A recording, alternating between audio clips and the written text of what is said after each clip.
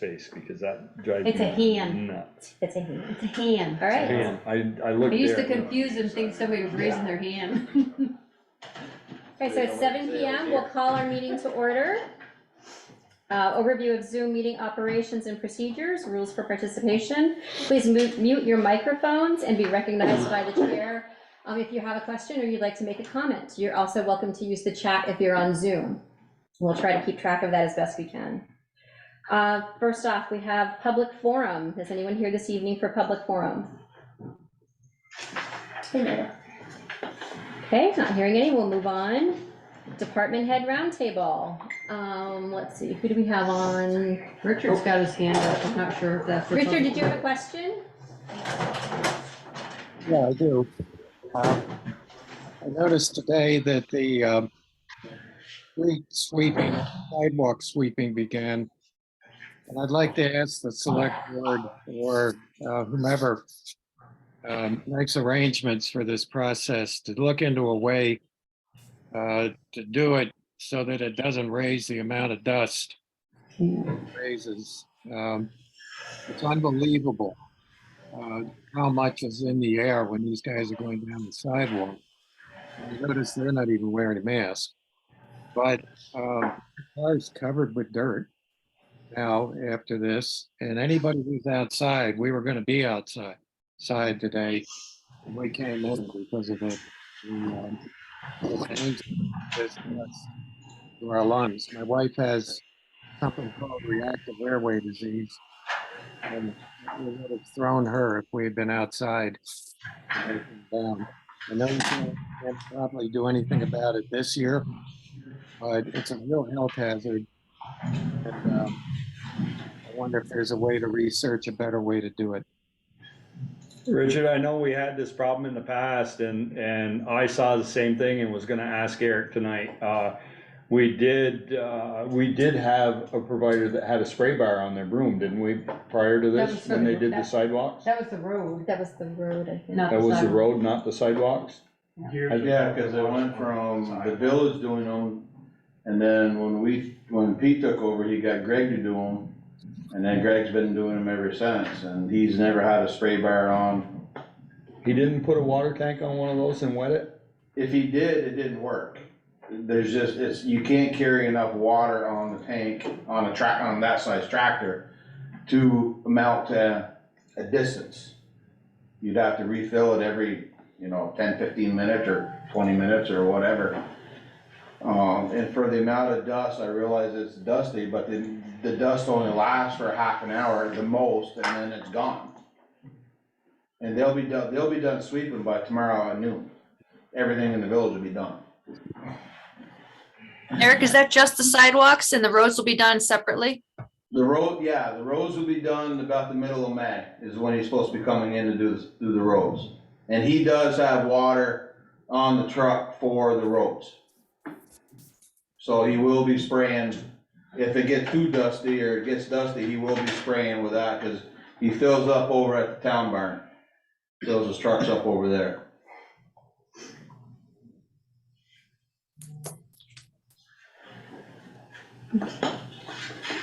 Thank you for bringing that up, Richard.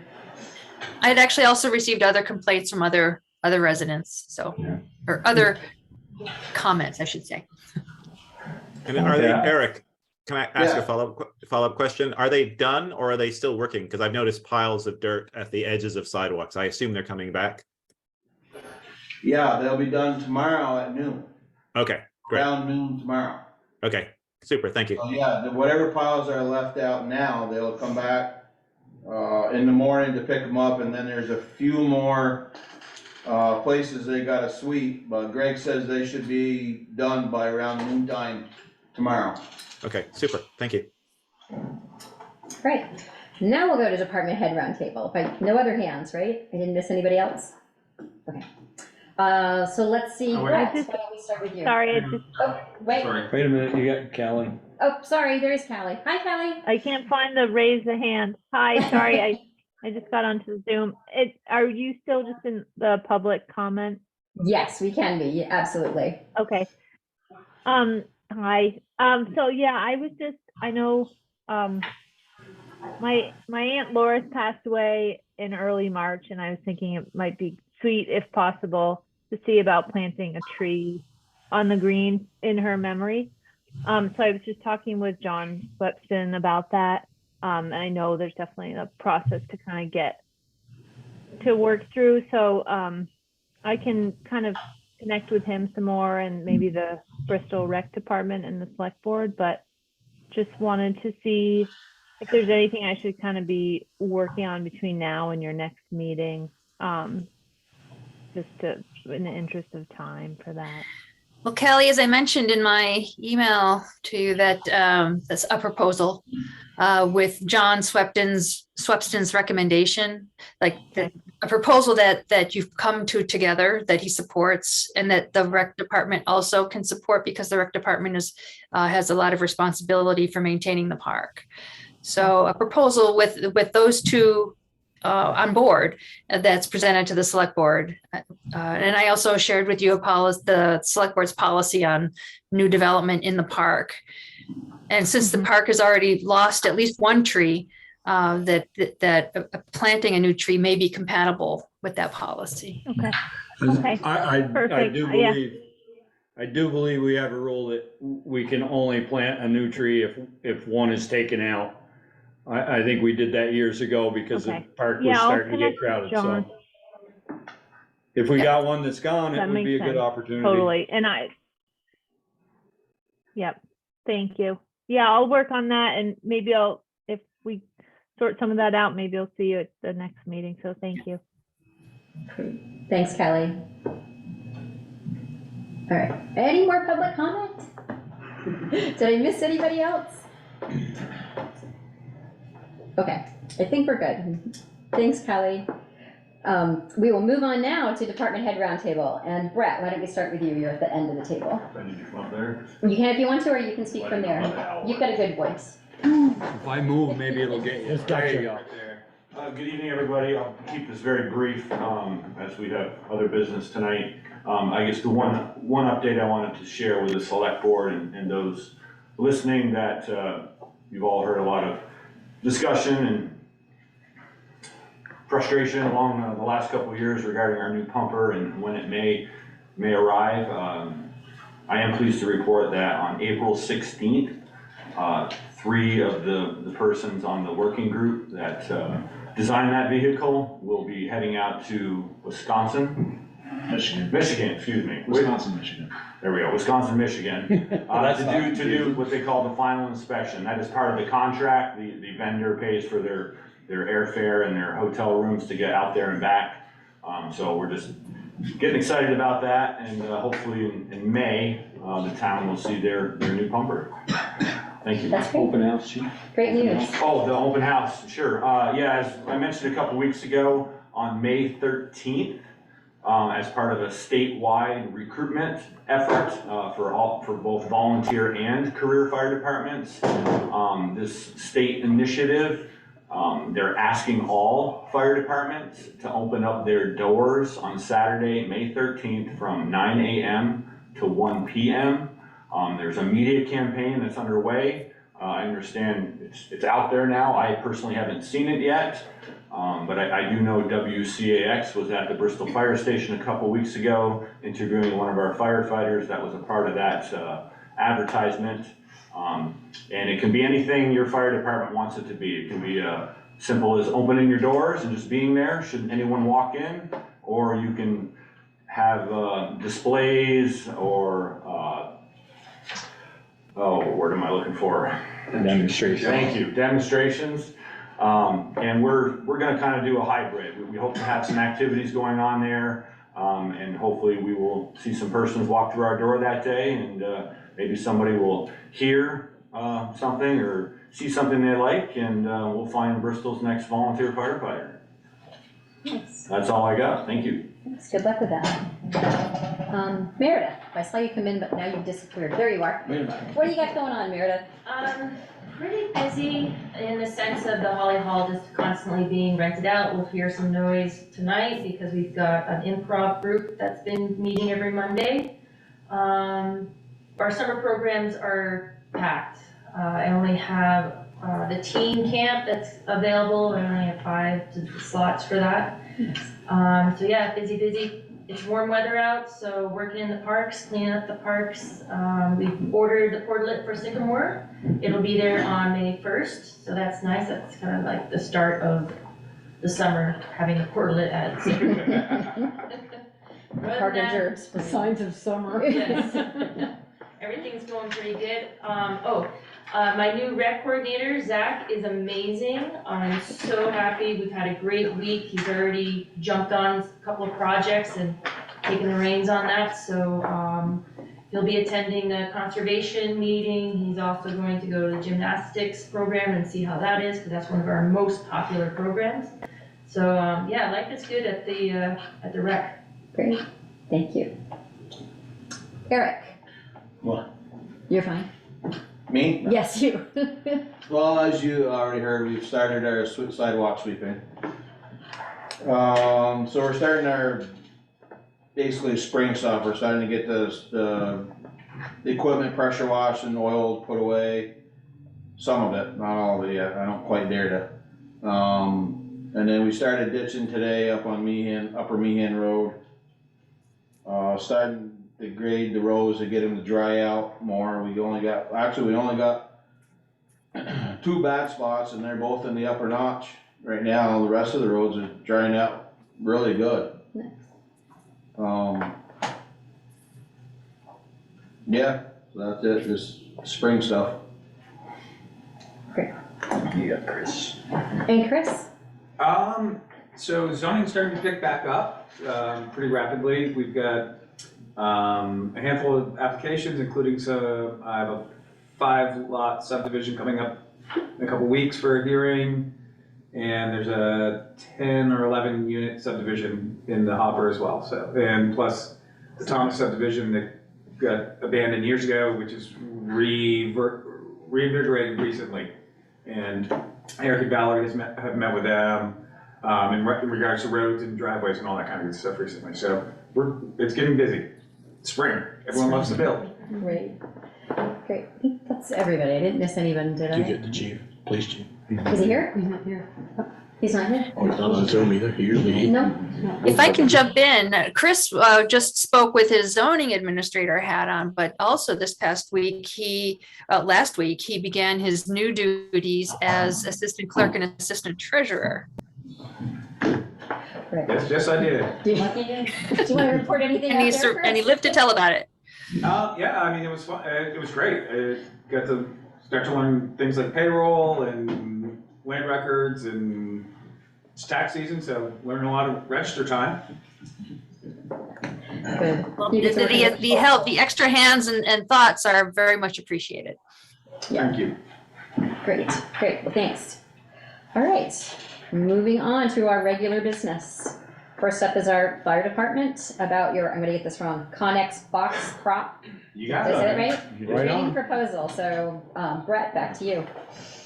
So again, good evening, everybody. Brett LaRose, Chief Bristol Fire Department. I'm gonna be brief because this isn't my presentation tonight, but I just wanted to quickly introduce 4 persons that make up a working group at the fire department that was specifically put together for the initiative of looking into a Connex box training facility. So we have, I'll start right here with our working group leader, Caleb Rockwood, firefighter Anthony Robidoux, firefighter James Goodyear, and firefighter driver operator Chris Pearley. So with that being said, I want to pass it off to Caleb for just a couple of words before he does his thing. So we were trying to come up with a more effective and efficient way to do our trainings, being that a lot of the times they're. Can't see you. Where you Chair, are. not you. You're good. A lot of the times you're either late at the end of the night or they're early in the morning on the weekend. Takes a lot of setup time, a lot of logistics and people. So we formed this group to come up with some better ways to be more efficient and effective with trainings. We decided on trying to come up with some good ideas with some Connex containers, and that would allow everything to kind of be. Can we, I think for the public on the TV, I think we ought to explain what a Connex box is. Shipping container. Storage container, Shipping container, Yeah. you know. Connex box, shipping container. Okay. Yeah. the plan is to take 2.5, so 2 40-footers and a 20-footer, and make a building that will be universal for most or all of our trainings that we can incorporate into one spot behind the fire station, which will take a lot less setup time, and you will have more actual hands-on training time. If I may, I'd just like to add a couple additional comments to that. So in addition to, you know, being more efficient, more realistic training, the days of the fire department getting an acquired structure, and when I say an acquired structure, meaning a residential home that was, you know, given to the fire department to utilize for training, for live fire training purposes, that is a tremendous amount of work, a lot of planning, logistics involved, permitting with the state of Vermont in order to put on such a training. And we don't see those types of opportunities coming up much anymore. And just, there's nothing like real, well, as close as you can make it to real live fire training is being in an actual structure of some site. So you'll hear a lot more, I think, from Chris this evening about this Conex boxes, and what we will be able to do with those structures. So, thank you. Sure. And if you could just give me co-host and I can share my screen. Valerie, can you make Chris a co-host? Done. Awesome. Thank you all. Valerie, Ian.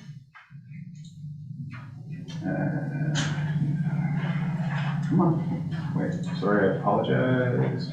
Checking my screen's moving.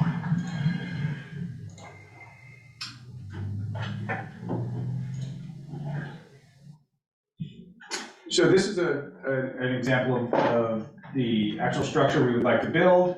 It's been hit on here quite a bit by the other two. It gives us an amazing opportunity to build something that we can trade in that is more realistic.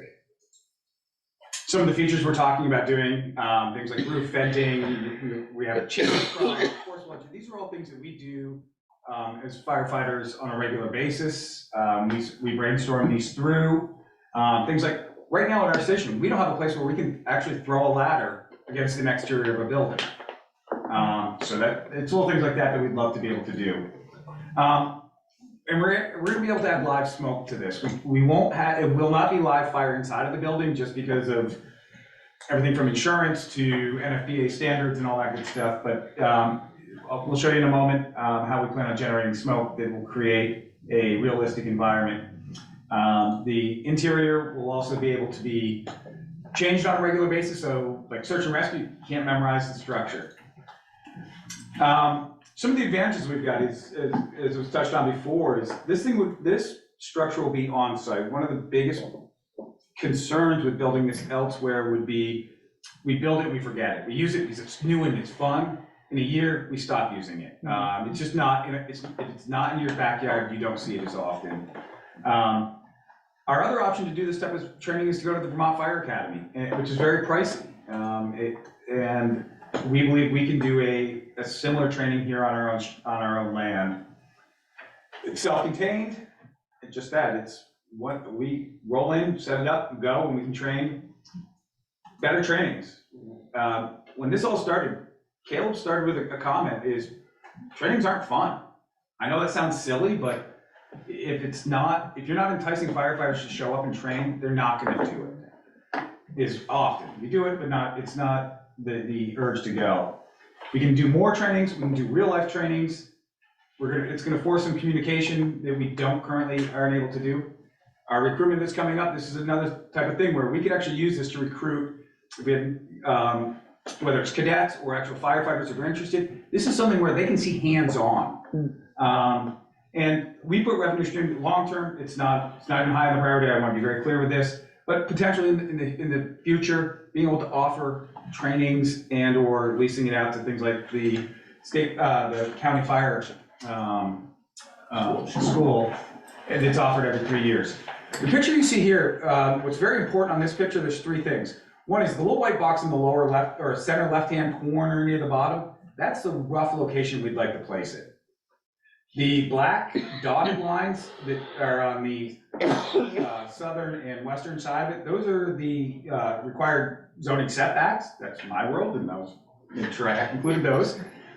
And the green is an overlay roughly where the largest potential police station building and parking lots would be required. Just to show that it will fit, it doesn't impede on it, I don't think it's gonna interfere with what the long-term goals potentially of that site are. I think we can work these all together and work together on those, but I thought it was very important to see those. It's a little south of where it should be, but I felt it was better to err on the side of caution of being a little too far south than being a little underdone. Some of the challenges that we've run into, that we saw that we have to resolve are money. We were fortunate when we first presented this to NH Munsell, which is our fundraising portion of our fire department. They were willing to pony up $15,000 towards this project. The entire department feels that this is a very important piece for us, and we were willing to put our dollars that we've earned over the years towards this training facility. There's permitting, everything from local zoning to Act 250. And we will work through those processes. I've been in contact with the state from the Act 250 side. I've reviewed it from a permitting side. It's probably gonna have to go in front of the DRB at some point for conditional use. Location, as we said, we'd love to do it at our fire station. If we can't, we could find another spot. Appearance and maintenance, those are huge for us. Nothing over at our station is left shabby, nor do we ever want it to look shabby. This is big for us as a department, for me personally. The town approval, that's what we're here for right now. We are asking for the board to allow us to proceed with this project. Without that, we have to come up with Plan B, which if we have to, we will. This is very important to us. This is not going to end here tonight. And last is NFPA, the National Fire Standards, in regards to training and what we can do and how we handle safety and smoke and things like that.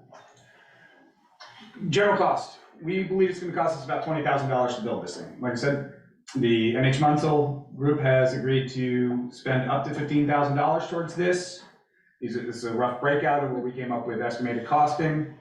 The rest, we hope we can come up with out of either training dollars or other dollars, and we'll cross those bridges as we finalize a more defined budget. Whoops, I clicked off there. I hate when I do that.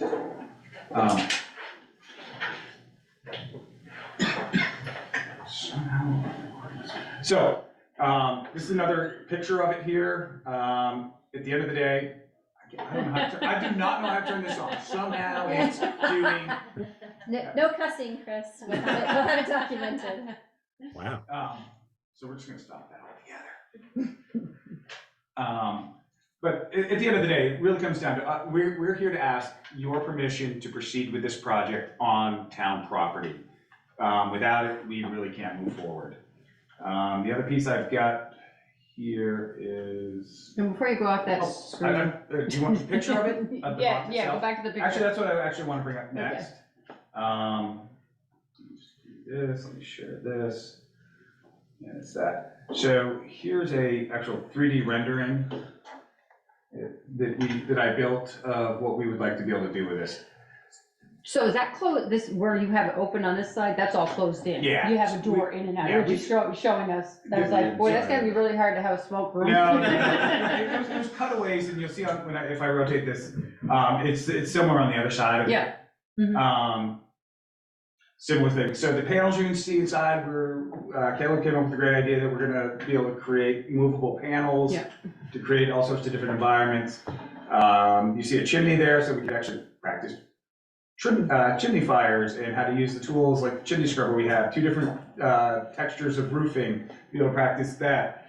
The oil tank looking thing you see on the back side here is just that. That is how we're gonna generate smoke. Because one of the concerns is, are we gonna be generating more smoke than you normally would? It's basically a big wood stove. And instead of letting the smoke and heat billow into the sky, we're just gonna put it into these three boxes and create a training environment that is more realistic for the firefighters. So when you vent the roof, what do you do, then have to replace the carbon roof? Absolutely, The wood? Yep, and that, we came up with an estimated annual budget between consumables, maintenance, additional props to build of roughly $2,000 to $3,000 a year. That we will work through to figure out how to pull that off, but that's sort of what we think the cost to be able to provide some very high quality training to our firefighters. So and then the price you have of the boxes, you said $12,000, does that include getting them here? Will they deliver them? Yep, that was part of the price that we came up with. And then how do you put them all together? How they get you? Sergeants with the crane, and Caleb is our fabricator extraordinaire. And So you're gonna have to cut them to make them fit. Like they come in an actual box, so like the one that's going on the top, you're gonna have to cut the bottom off to get part it of all. it, a portion of it, because we don't want to take it all out, so we don't ruin Yep. all the structural integrity. Yep. Stairs, you probably cut them after they're set. Yes. Okay. Yeah. Potentially, I mean, we keep banging around with this. The other option we have is Caleb does have a shop where we've been able to do some of this, where we have the proper tools. That's the cool part about these boxes. That's the other thing too, is if 10 years from now, the fire station property needs to grow yet again, and these aren't viable in their location, they're shipping containers. We hook onto them with a crane, we put them on a truck, and we move them to a new location or another spot on the property. So we didn't want to build a physical structure that can never be moved if need be. So it was thinking in the future as well. So will you be putting them on, like, not necessarily a pad, but like? It'll be a gravel base. Gravel base. The national standard for training props, that's the National Fire Protection Association. 1402 is the standard, and it spells out what we are required to do in order to make this structure compliant with that standard, which is all geared around safety. Just note the railings on the roofs. So railings are required. I mean, you view it as a commercial construction site. However, the standard does allow for those railings to be removed in locations where it would impede your ability to perform a particular task, like throwing a ladder to a particular location, things of that nature. Chris spoke of the aesthetics. We're well aware and we acknowledge all the great activity that's happening over on Firehouse Drive today. You have the 20 Firehouse apartment units that are moving right along. They broke ground in the first 24 or 25,000 square foot manufacturing space, which this would be closer to than it would be to the fire station. So we want to ensure all parties are well aware. We want to be as transparent as possible. We want it to look nice. So yes, there will be regular maintenance required. Occasionally you'll need a paint job, etc.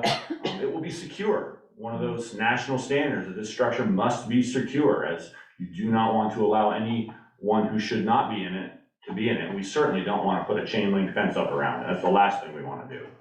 So yeah, we'd like it just to kind of blend into the site over there. And I tell you, a structure like this will put your fire department, again, at the forefront of training and abilities. And it's just a super exciting opportunity. These Conex box training props, Google it. You will find all kinds of fire department training props. I mean, this is a national trend. This is what people do. And we have an amazing opportunity here. Chris noted the Vermont Fire Academy. They have, metal buildings where they do their live fire training. But if we, the Bristol Fire Department, wanted to go spend a Saturday down at the Vermont Fire Academy, it would cost us a couple of $1,000s just to go down there for a day. It's $2,000 just. And you're not only that, For the space. just for the and then you have space. to hire the instructors. and you're taking your people and your equipment out of service at the same time. So just all things, we looked at, all things we would just like you to take into consideration. But perhaps this would be a good time to open it up for questions, other Absolutely, questions? that's what I was gonna get. Now, my two concerns were, where is it located? Because when I first looked at the map, I didn't see the little white box. And my second was just to make sure it was secure, and when you're done, it's cleaned up and it doesn't look, which I don't think I have to worry about, given what you guys have over there. And that's the one nice part, when you say secure, that's the other part with the shipping container or Conex box, is when we're done, the doors closed, they padlock shut. And to get in it, you gotta bring cutting torches to get through steel. So our goal is to make this open it, use it, close it, walk away from it, and feel safe and secure that we did that. How tall are they? They're about 8 feet tall, between 8 and 8.5, depending on which boxes we get. So total, this, with the rails, would be about 20 feet to the top of the No, I was just upper rails. thinking on the end, can somebody climb up there and, you know, because you know somebody's gonna try something Well, stupid. and again, that rail, I only have it, Because it would only let you do that. yeah, I ran into some design issues where I couldn't get it right. But those railings will actually be around the entire Yeah, perimeter of the okay. top. So it adds another Yep, 30 4 feet, whatever it is. 32 or 36 inches of whatever it needs to be.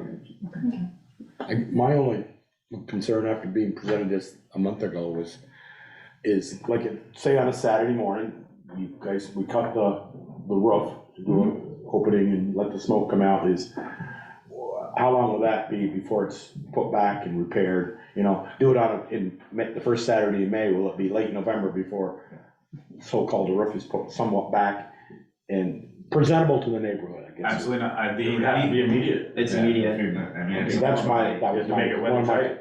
that was one of my concerns is, Yep. you know, after That's we're all all part of gone, we're all gone, the thing's still over there is, well, those things.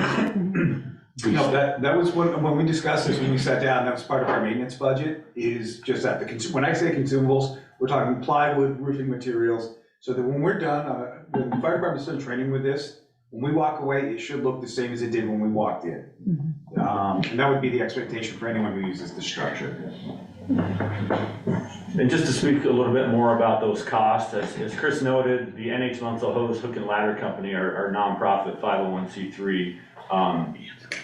Generally, I think I can say with confidence, we have about 100% support for this project and the use of those funds. And Chris has kind of nicely danced around where the other monies are coming from. You know, but if the board's not aware, you know, the fire department was the recipient of a very generous donation this past year. Those monies were deposited into the fire department capital equipment fund, which you control.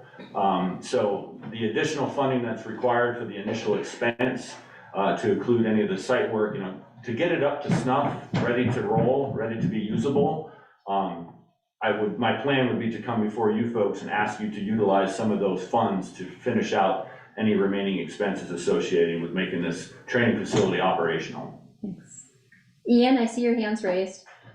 Yeah, thank you. Looks excellent. Great presentation, very clear, and sort of excellent rendering, Chris. A couple questions I had, and actually most of them were answered either by the committee or by Brett. My main things I was looking at was just sort of making it sure it blended into the location and wasn't sort of a garish color. I know that obviously containers come in certain colors, but hopefully you'll have the opportunity to paint it and have it blend in.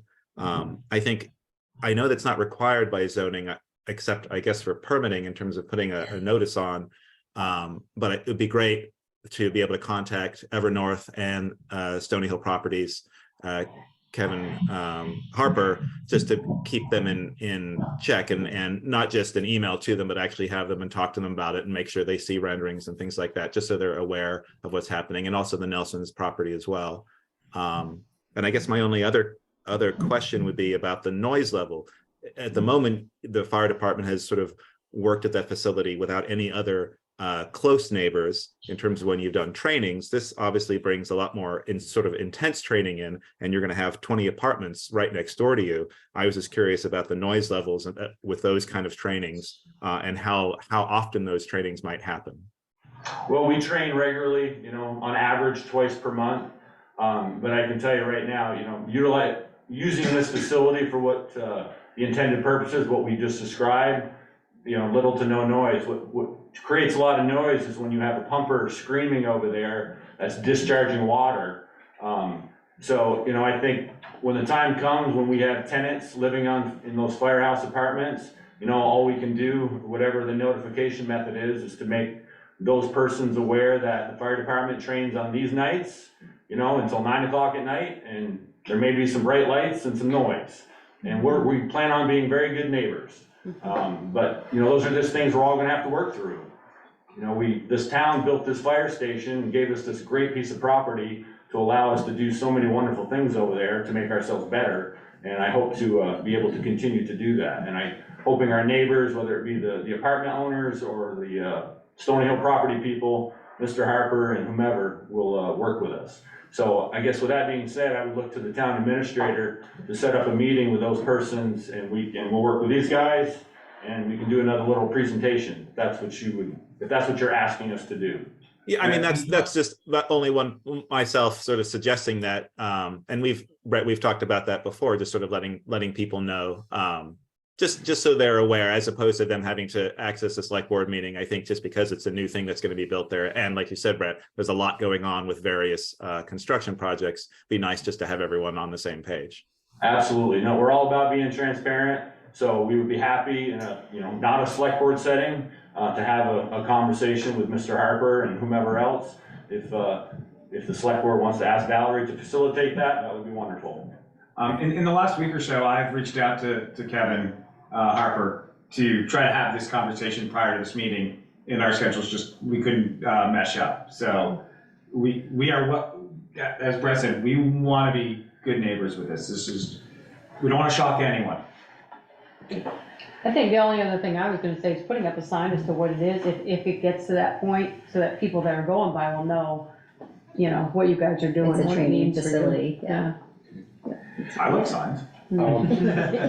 Chris, can you, without going back, if you put a ladder on this side, if this side was towards the Nelsons and it's meeting the side yard setback of 10 feet, will the ladder be over on the neighbors when you throw up a ladder up? No, We want to make sure not just the building meets the setbacks, but all of square- our area that we're So going the to train. square that you see when we did the overview map was the outside boundaries of where The all the building or- gravel was gonna go. Roughly with So the building would be inside that. Inside the So, white. yes. I mean, that's, And Chris said even if it about does- 20 feet, so the ladder's going to go up there at 24. 4 Chris, feet could you above. go back to Right that here. slide for us? It's right here. I just want to make sure that Yeah, and the big piece with this is, let me she's got it right. Right, he's got it right here. just share it here again. Yeah, that white box they're referring to takes into not only the Conex box. And it's not just the Conex The gravel pad and any working space where a ladder base Right. would sit. et Okay, cetera. that's what I want to make sure, the ladder base and all that. So this Is on. this box right here encompasses all that, Yeah, so. and the piece with it too is that there's about 5 to 10 feet outside of that are still, that's why it's not right up against the zoning boundaries. I apologize on the share, I'm trying to get there. I'm doing. So the black line is not the property line. No, Here's the the property setback. line is here. It's the setback. That's the setback. Yeah, the property line is the fine white line you see. Right, I see that now. Yep. So the black dash line is actually the setback. And if we had to move it slightly to the east or slightly to the So the north, building has to be within the setback, but we're not throwing, you threw a ladder up there, you would You not have be over plenty onto of the space. neighbors. Right.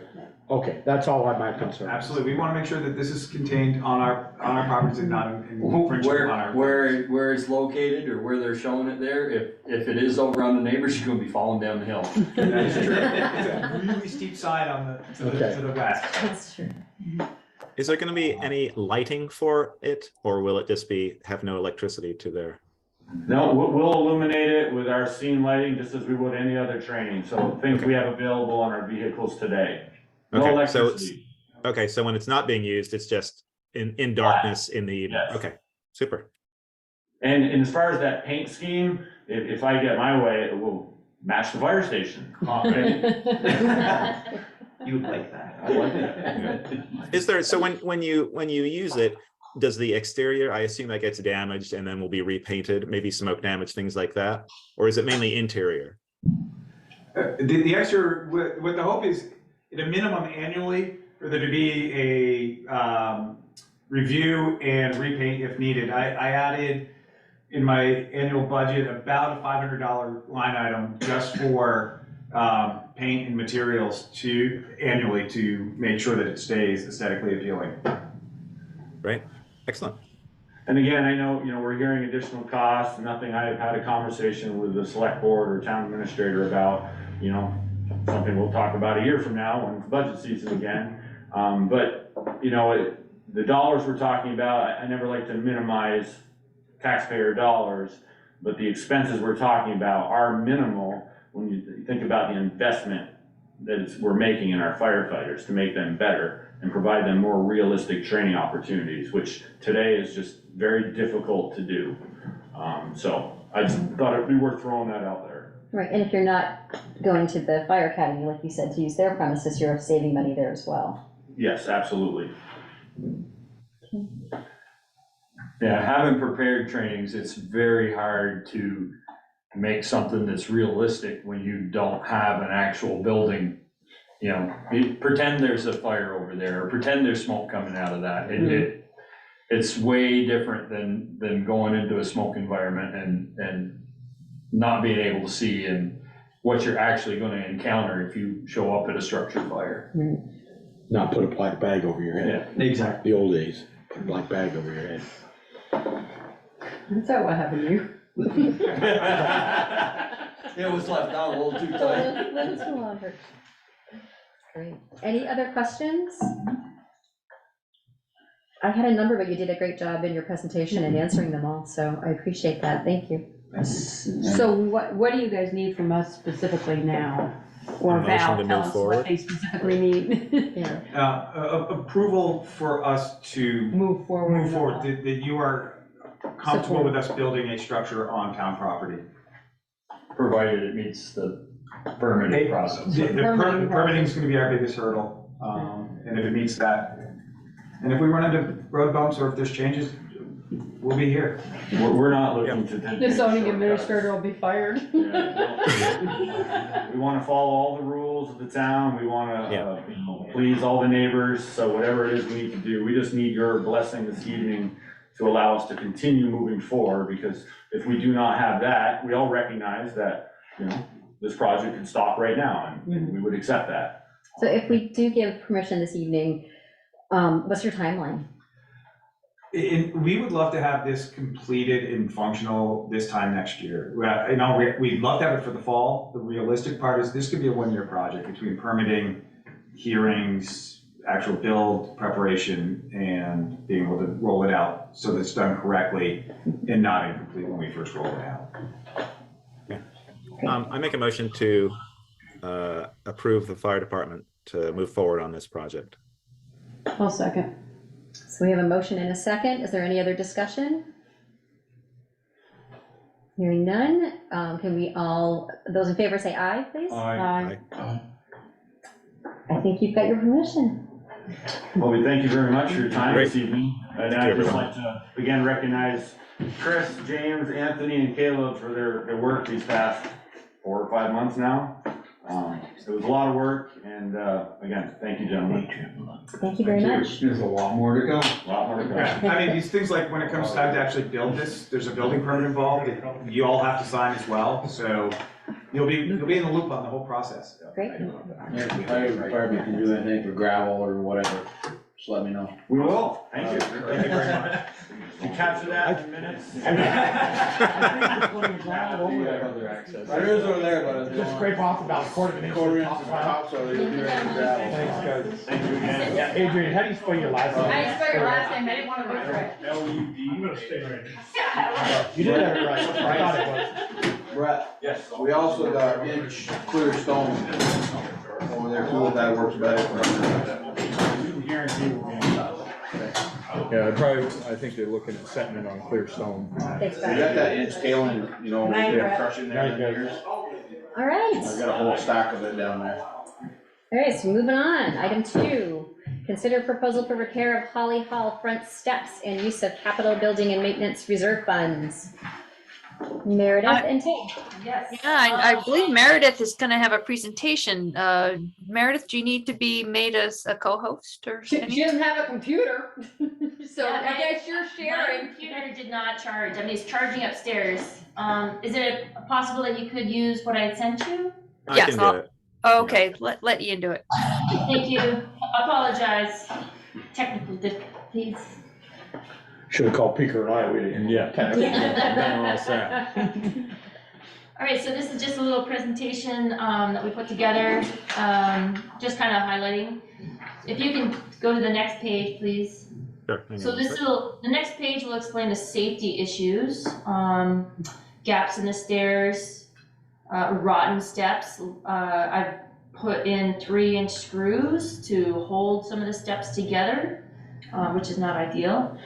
And then pretty much just the last time they were built was a while ago.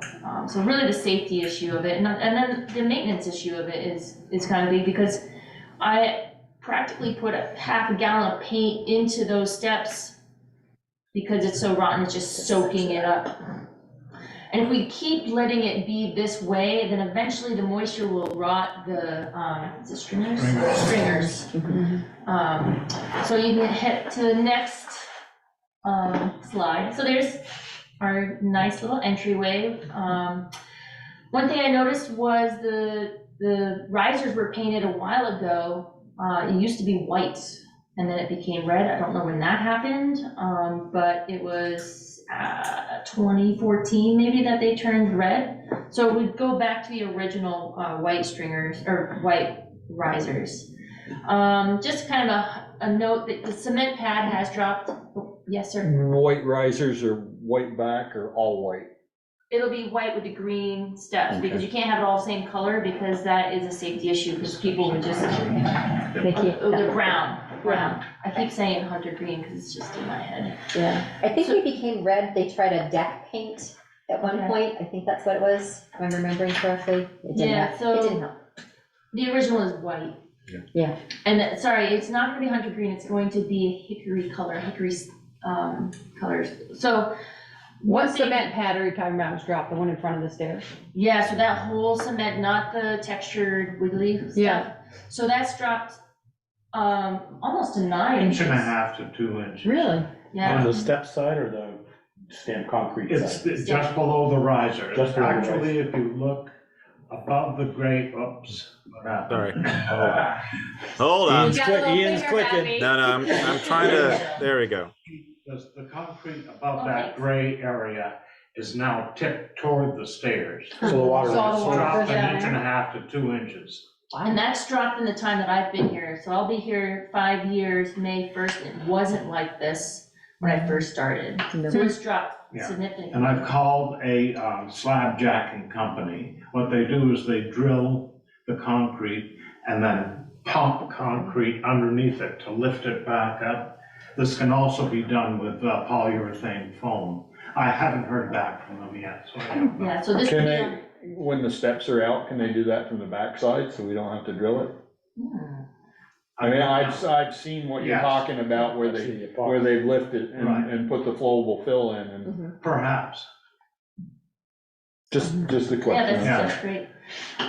So, but what we're asking for today is not to work on that cement pad, but because of what you said, Peter, we'll definitely see if we can enter and get that into there. Those stairs are very dangerous, very dangerous right now. So I used a contract pencil to give you the idea of how big that gap is. Or if you wear heels, you know that your heel is going to go in there, Peter, so. Who wears heels anymore?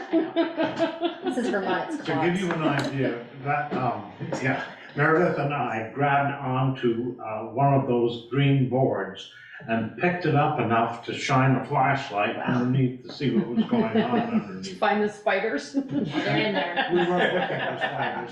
I wouldn't have been doing that. Are the stringers Huh? okay? Are the stringers? They, what we look to could me see, like- they what you could looked see- all right. I think Those are they're pressure pressure treated treated. stringers? I think Those are so. pressure treated strings? Yeah. But yeah, so you can see that there's quite a big gap and that the boards are rounding out, so people can actually like tip with their heel. Sure. It'll snap off. All right, next slide, please, Ian. So just to give an idea of what things are, because I didn't know, a couple of these key items. So the risers, the stringers, and then, the stairs themselves is really what we're working on. Okay, next. Meredith, what about the porch? Does the porch? That's what I was gonna ask. Yeah, so we did discuss that, and we should Yeah, the at deck. the same time take care of that. The porch to your office, you mean? No, Or no, she's on the the porch- decking into the door. Right into Oh, the the door. decking, yeah. So 2 years ago, I came in one morning and there was a hump. It buckled out about 5 inches. And so Ted It came was along like and, this. yeah, so Not like Martin's over there in the spring. Yeah, exactly. it was that. Precisely, yes.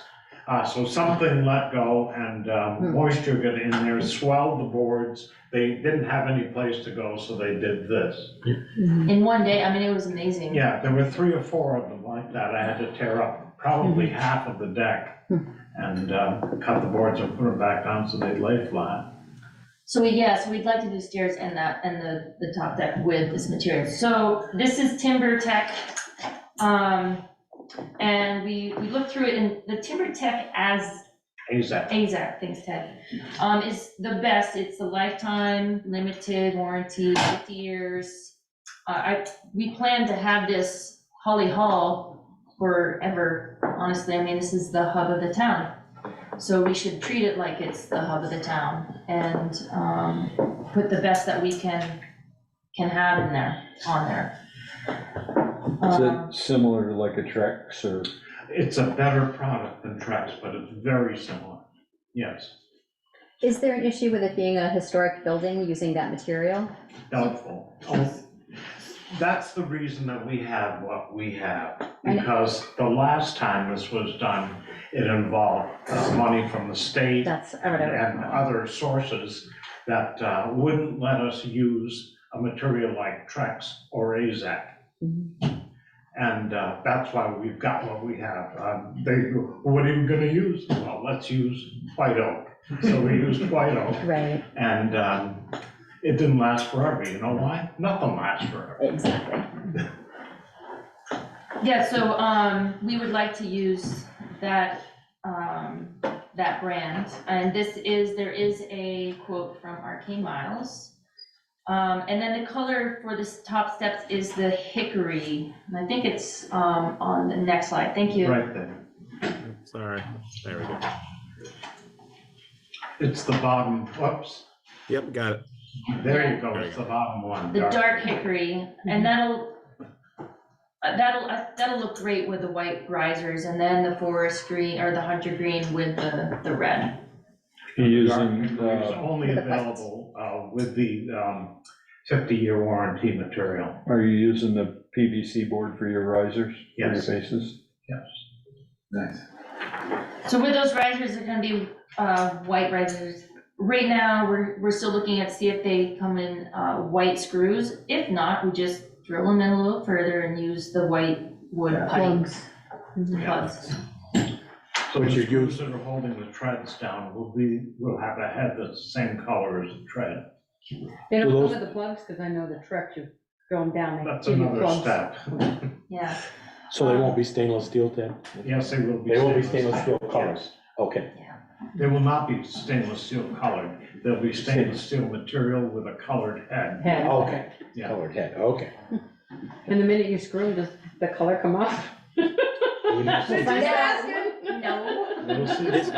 Is there a reason why you wouldn't want to use the plug system? That's the one I'm familiar with. It seems the cleanest. Extra steps. He Okay. said, But it does match better. I mean, it obviously makes it more difficult if you ever wanted to take them off, but yeah, I'd be concerned about the exposed hardware, but I guess we have, that's what's there now too. So as long as it matches. Yeah, so just the side office deck that's next to my door is this material in the riser form. And it was nailed in, so you can actually see each nail because the rust it's bled a little bit. So we're going to avoid that with this one. Meredith, did I just hear you say that this material is already being used on the building? Why, yes, it is. It's being used on my private porch area. Your veranda. So Val, do we need to double check in terms of the usability of this work? I know that this is town money versus getting grants from the state, but I'm still think we are beholden to higher powers in terms of it being a historic building, correct? I did reach out recently. I reached out to Preservation Trust of Vermont, who consulted with us last year on this building and the library building, and asked that question, that if we used town resources and used this material, if that would jeopardize the building's standing on the National Register for Historic Preservation. And we don't have a definitive answer on that, but as Meredith just said, the material's already used on the building. The front, I learned earlier today that front porch has gone through at least one other major transformation since the 1990s, where concrete was the material of the primary material of the porch, and that was a disaster apparently for the town. So with town funds, the state or federal restrictions do not apply when town funds are used. Wonderful. Okay, I have two questions. Yeah. This timber tech, because we have Trex at our house. Yep. And if it's out in the sun, it gets hot as. Sadly, the sun doesn't really hit the front of the Holly Hall. Okay. And that's one of the reasons why that area is just. Rots. This is at least the fourth stairway that's been on there. The first stairway, when the building was built, didn't last 5 years. Mhm. It had to be torn off and replaced. And this happened again, and then finally, concrete was used. And that was lovely to remove. Well, my only concern was if there were kids out there and it was hot, you don't want them Yeah. sitting on it. And the second one is during the wintertime when it's really cold, it's really slippery. Yeah. So, I mean, that's just something to be aware of. But you have tracks, right? We have Trex. Yeah. Yeah. But And when that it gets stuff really cold, should it be gets slippery. Salt resistant, right? Could we put some of Yeah. those, like, but they're like sandpapery treads that might go on them as well? Yeah, Just like with the- skate has a park, like texture. skate deck. It Yeah. does have a texture, but ours are still slippery, it's still slippery with. Ours isn't bad, like, we've got it on our back steps and it was battered. Mhm. I mean, we've had people slip on those stairs in the winter as they are now. Yeah. I'm just It's- saying, I this get is it, what, yeah. just Just making you shoveling aware. it, I come across and then I hit the seam. Yeah. Right, yeah. Been You there. shovel through your stomach. Yes. The color you picked up, or the dark hickory, Yep. can that that'll take a stain?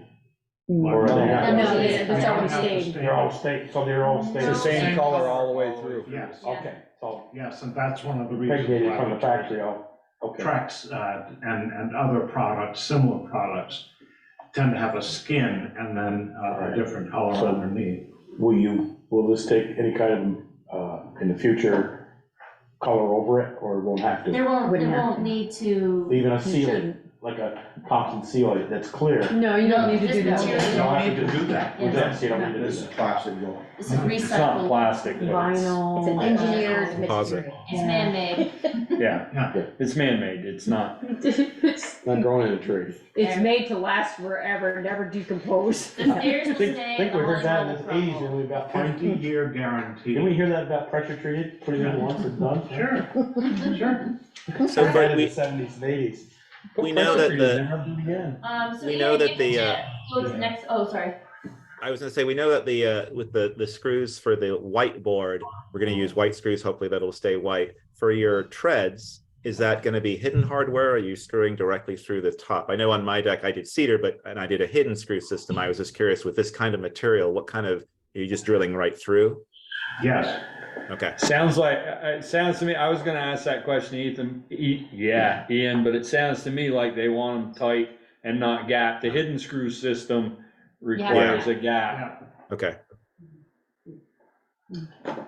So we could, the next page. Yep. So that's just, so we're working with RK Miles.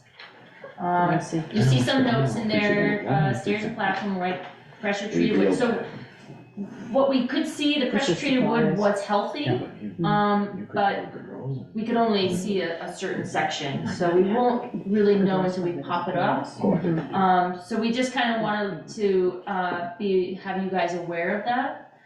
And then if you can go to the next slide, it's pretty much what we're asking for. We're gonna be looking at $8,000 to $10,000, and that's because if we need to use pressure treated to replace some old rotting areas. Ted's time. And Your time is free, or your time is just when you're while you're working here? On the clock. So your time is free, so to speak. So yes, and I'm handy. I have my own, yeah, I'm good. You have your own hammer? And Your own hand, your I own offered little to work work at belt. the same rate that she's paid. We'll see how it works out. So I would definitely like it. Yeah, if you pull it apart and you see a lot of the wood underneath rot, and obviously you want to replace as much as you can. I was curious about Meredith had mentioned her private entrance. Does that need any work? And the reason I ask is because that won't match the new nice looking stuff that you're going to put down in the front. Is there a plan to do any replacement of that perhaps in the future so everything would match for the building? Yeah, so because this is more of a safety issue, we just really are concentrating on the public access to the building. But yes, that private entryway will need, sorry, I can't imagine what you're doing up there. But yes, so eventually that side will need it. Dungeons and Dragons. But what's nice is that we can, that Timber Tech will be around and we'll be able to repair that with this. Get the same material. Yeah, but really it's a safety issue for the front public area. Okay, yeah, this looks great. Meredith, it's my understanding that the side posts, the decorative side posts on both of those entryways are going to need some attention also in the near future. Is that right? Yes, they are loose, but with it, when we add these new steps, we'll be able to fasten them to it. I couldn't, I'm sorry, I couldn't hear that. Could So you repeat your answer? We'll be able to fasten the railings to something secure. Right now, there's nothing to secure. We really don't know what the problem is yet until it comes apart. Right. The posts themselves sound? Not sure. Top of the Sure. part, They don't- more, but They don't seem to be, but they may be salvageable. A couple of notes. Part of this Arcade Miles presentation involves the entire deck at the top of the stairs. If we want to put that off for a while, because it turns out that the railings and everything else are worse than we thought, and the stringers are bad and all that, we could put that deck off for a while and use the funds to do the other repairs. Do what's underneath first. I Yeah. think that's a great idea. The other thing is. But I wanna do it all. Do it all. Yeah, do I think this do is it a great all. call. Like if you're doing it, don't mix and match. Let's get it all done regardless. I mean, if the cost is astronomical, sure, but I think if it adds a few extra thousand, I think complete the whole thing. Yeah. But I think where Well, Ted he was said going with that. 1,000 to 7,000 additional, right? yeah, so 1,000 to this 7,000 addition if you have to wind up replacing all the underneath. right. And the deck? Or does this include the deck? This deck includes material? This includes the The deck. top, okay, Yes. so it doesn't It include the includes stuff for the underneath? stairs, the risers, and the The deck. deck, but not the railings and the underneath? Not the Okay. railings and not anything that we can't see underneath. Right, I know for a fact that the entire right-hand side of that stair has had it. Yeah. It's rotted. So All that's the part up trim- against the building, Ted? Yeah. Not against the The building. other side. against the handicap area. The left, the right hand side going The up. right-hand Which is your- side That stringer. going up the stairs is done. Park buildings are. Yeah. I mean, I orient myself. I still think doing everything at once is the better solution. I mean, we're gonna have to do it at some point, even if this adds an extra 7,000 to it. It still have to be done at some point, and it'll just continue to rot. So I would do everything at once. If you're tearing it apart, I would do everything at once. I think it makes more sense than to cut and piece, because Yeah. if you're going to hitch it, if you decide you've got so much rot that you're not gonna do the top and there's a piece there that needs attention, now's the time Yeah. to do it, so. It's also the most identified landmark in town, and when you've got part of it looking great, and then, If we say, well, we're not gonna do the top, and then next year we got the money to do the top, people are gonna say, well, didn't they just do those steps last year? Or maybe you can't get the same color. We can't get the same, yeah, yeah, the let's lot just match do is it all. different. I think we just I do would it all. rather, yeah, I would just rather do it all. We love what you're saying. Sure. Oh, yeah. The other thing is back to this page, where you see seams in the treads. Yeah. There won't be any seams in the treads where people walk. Right. This stuff comes at 12 feet, and so what I'll do is to make the seam underneath the steel railing, right in the center of the, Right. The handrail. right, yes, the handrail. Okay. So that you, So that they're not there will walking be no joints in the walking area. Great. But that seam doesn't, that steel doesn't go right to the center of the door, so you'll have a seam at the top platform, right? The top platform. The boards go like this up there. Oh, they go. Yes. Yeah, if you see the bottom. Right, not the long Yeah. one, okay. Yes. So there'd be a lot of seams up there. A lot of things. Yeah, if you look there. Oh, yeah. Okay, they're going that way. Yeah, so I mean, that is pretty much it. We would, yes, love to do the top two, and that's why it's in the quote here. Okay, so, I guess I'll just make a motion to hire Ted and Meredith to do the front steps and do what needs to be done to do the whole thing.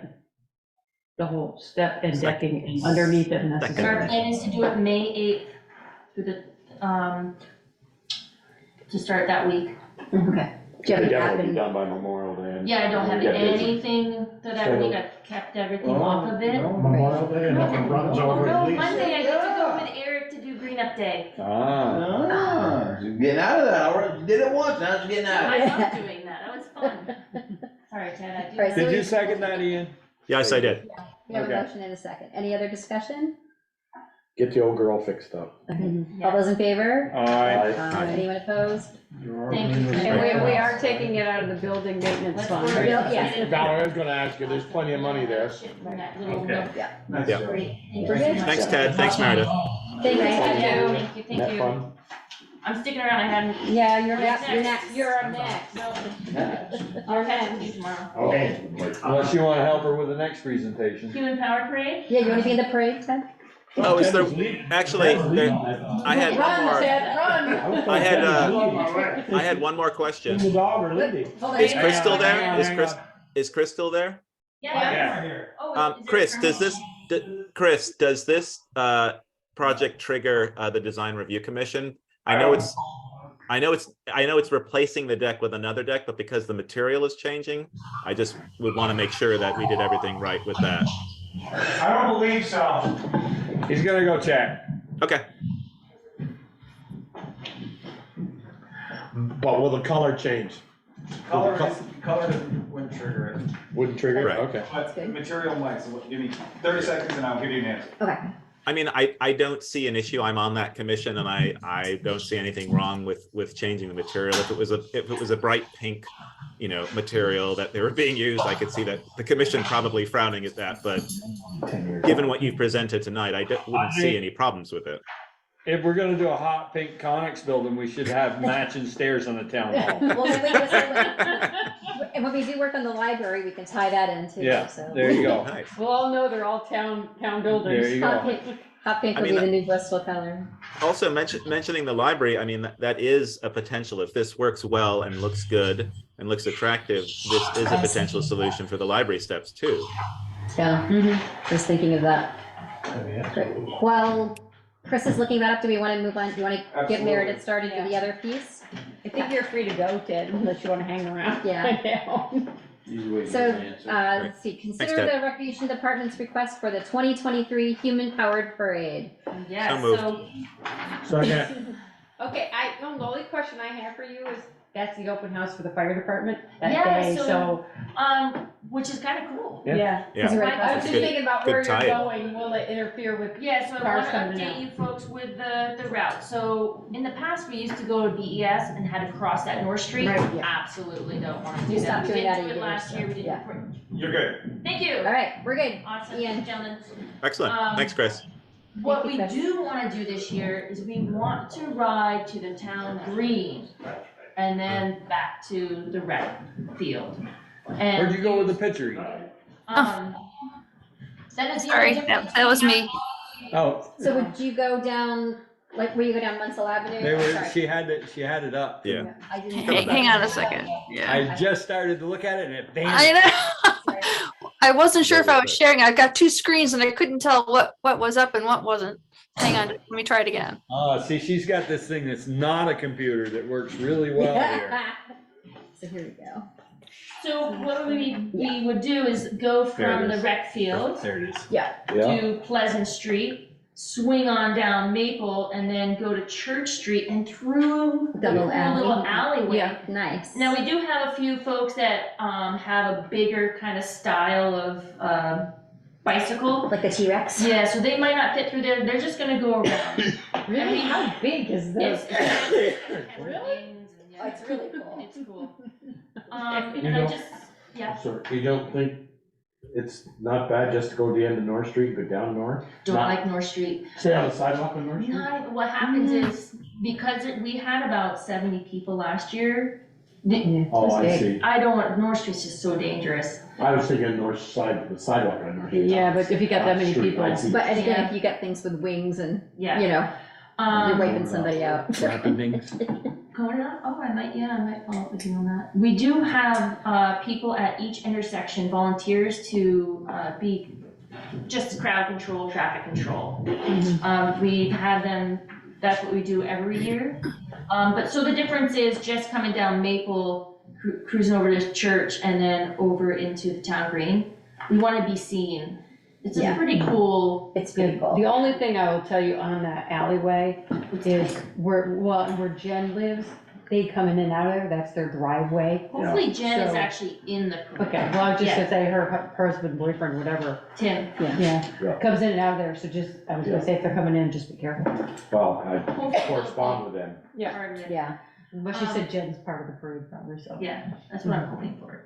But yeah, and then just we're riding back to the rec field and having a good time, and then also letting people support the fire department, because if they're doing walkthroughs, I'm pretty sure a lot of those kiddos would love to go see That, it. that cool And little use the nice walkway. walkway. Yeah, yeah. And I believe they're gonna I think they plan on doing a extrication demonstration as well. Yeah. So they'll be Cool. Cutting a couple cars. Huh, so maybe I I'll think they're reach gonna have a out. helicopter there. Yeah, helicopters Coordinated, supposed to land and. Oh, cool. So our parade is actually at 11, and it really takes like Fit right 45 in. minutes, not even. So that Yeah, would be the open great. house is 9 to 1, so that's Yeah. perfect. I think the extrication was gonna be from 11 to noon, but I'm not sure. Huh? We'll check with Brett, okay? That's cool. But yeah, I but think that the- is, The route looks really good. My only worry would be, we know that given the speed studies that have been done, Liberty gets kind of fast traffic, even though it's not a great amount of traffic, not greater than North, obviously, but the speed studies show that people do really speed down there. So just something to be aware of since you're crossing that road. yeah, what's nice about that is that we're crossing pretty quickly there, and Yeah. as a group, we're all really together. Yeah, But when and we you have come good back- sight lines either way. Yeah, when we come back, that is that'll become the highlighted spot. That's just done there too. Yeah, So it's to and from the same route. Yeah. but you're starting at 11? Yeah, You so we started gather leaving at right there. 10, and woo, have a good That time. about- They're busy over there from 8 to 11, and it begins to tick off a little bit. Depends. Okay. Depends, yeah, if they're out plowing. We're gonna, And we're gonna move them next winter. Yeah. Not if we move you. That's even better. where to? Never mind. So yeah, so we'll have volunteers there to help with traffic control. And then if you need to, on the North Street, I can get some cones for you, we can cone off that area down to there too. There is just a couple of floats that won't fit through that one alleyway, so. Just an option for you if you need to. Just let me know. Joel, how does that, you were talking about the timing with the fire department event. What's the timing? Do they overlap? Yeah, Yes. 9 to 1, 9 to 1. and ours is Okay. 10 to 1. Okay, With great. a parade at 11. I think it's great I that should, they. I should try to get a drone shot of the stuff going on in the fire department and pulling back and then showing the parade. That would be pretty amazing. So, Very cool. Yeah, I would if my drone was working. And I do believe they mentioned doing the extrication at 11 to noon, okay, and then, the helicopter coming in just after that. Oh, that's that's gonna be great. great. The helicopter last time was unbelievable. Not sure if they started or. You wanna make sure your drone's not in the way when the helicopter comes up. Is that why your drone doesn't work? I did run into a rafter. Oh no. Okay. All Well, my right, cat usually joins Meredith in her parade too, so. Yes, yep. Angus has been the grand marshal once or twice. So do we need to vote on this, Do you have yes? a motion? We had a motion We have and a second. Second. Great, thank you. All those in favor say aye. Aye. There we go. Who was the motion and second? I made the motion. Ian made the motion and Peter seconded, I thought. Thank you.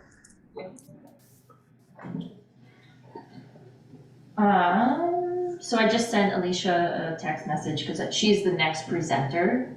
So I can also speak for her as a board member of Bristol Core if she doesn't manage to leap back on. I know that she was working this evening. Oh, for the, Okay. okay. It's back. I like down the whole month of May and June, every weekend. Are you coming over to help? No.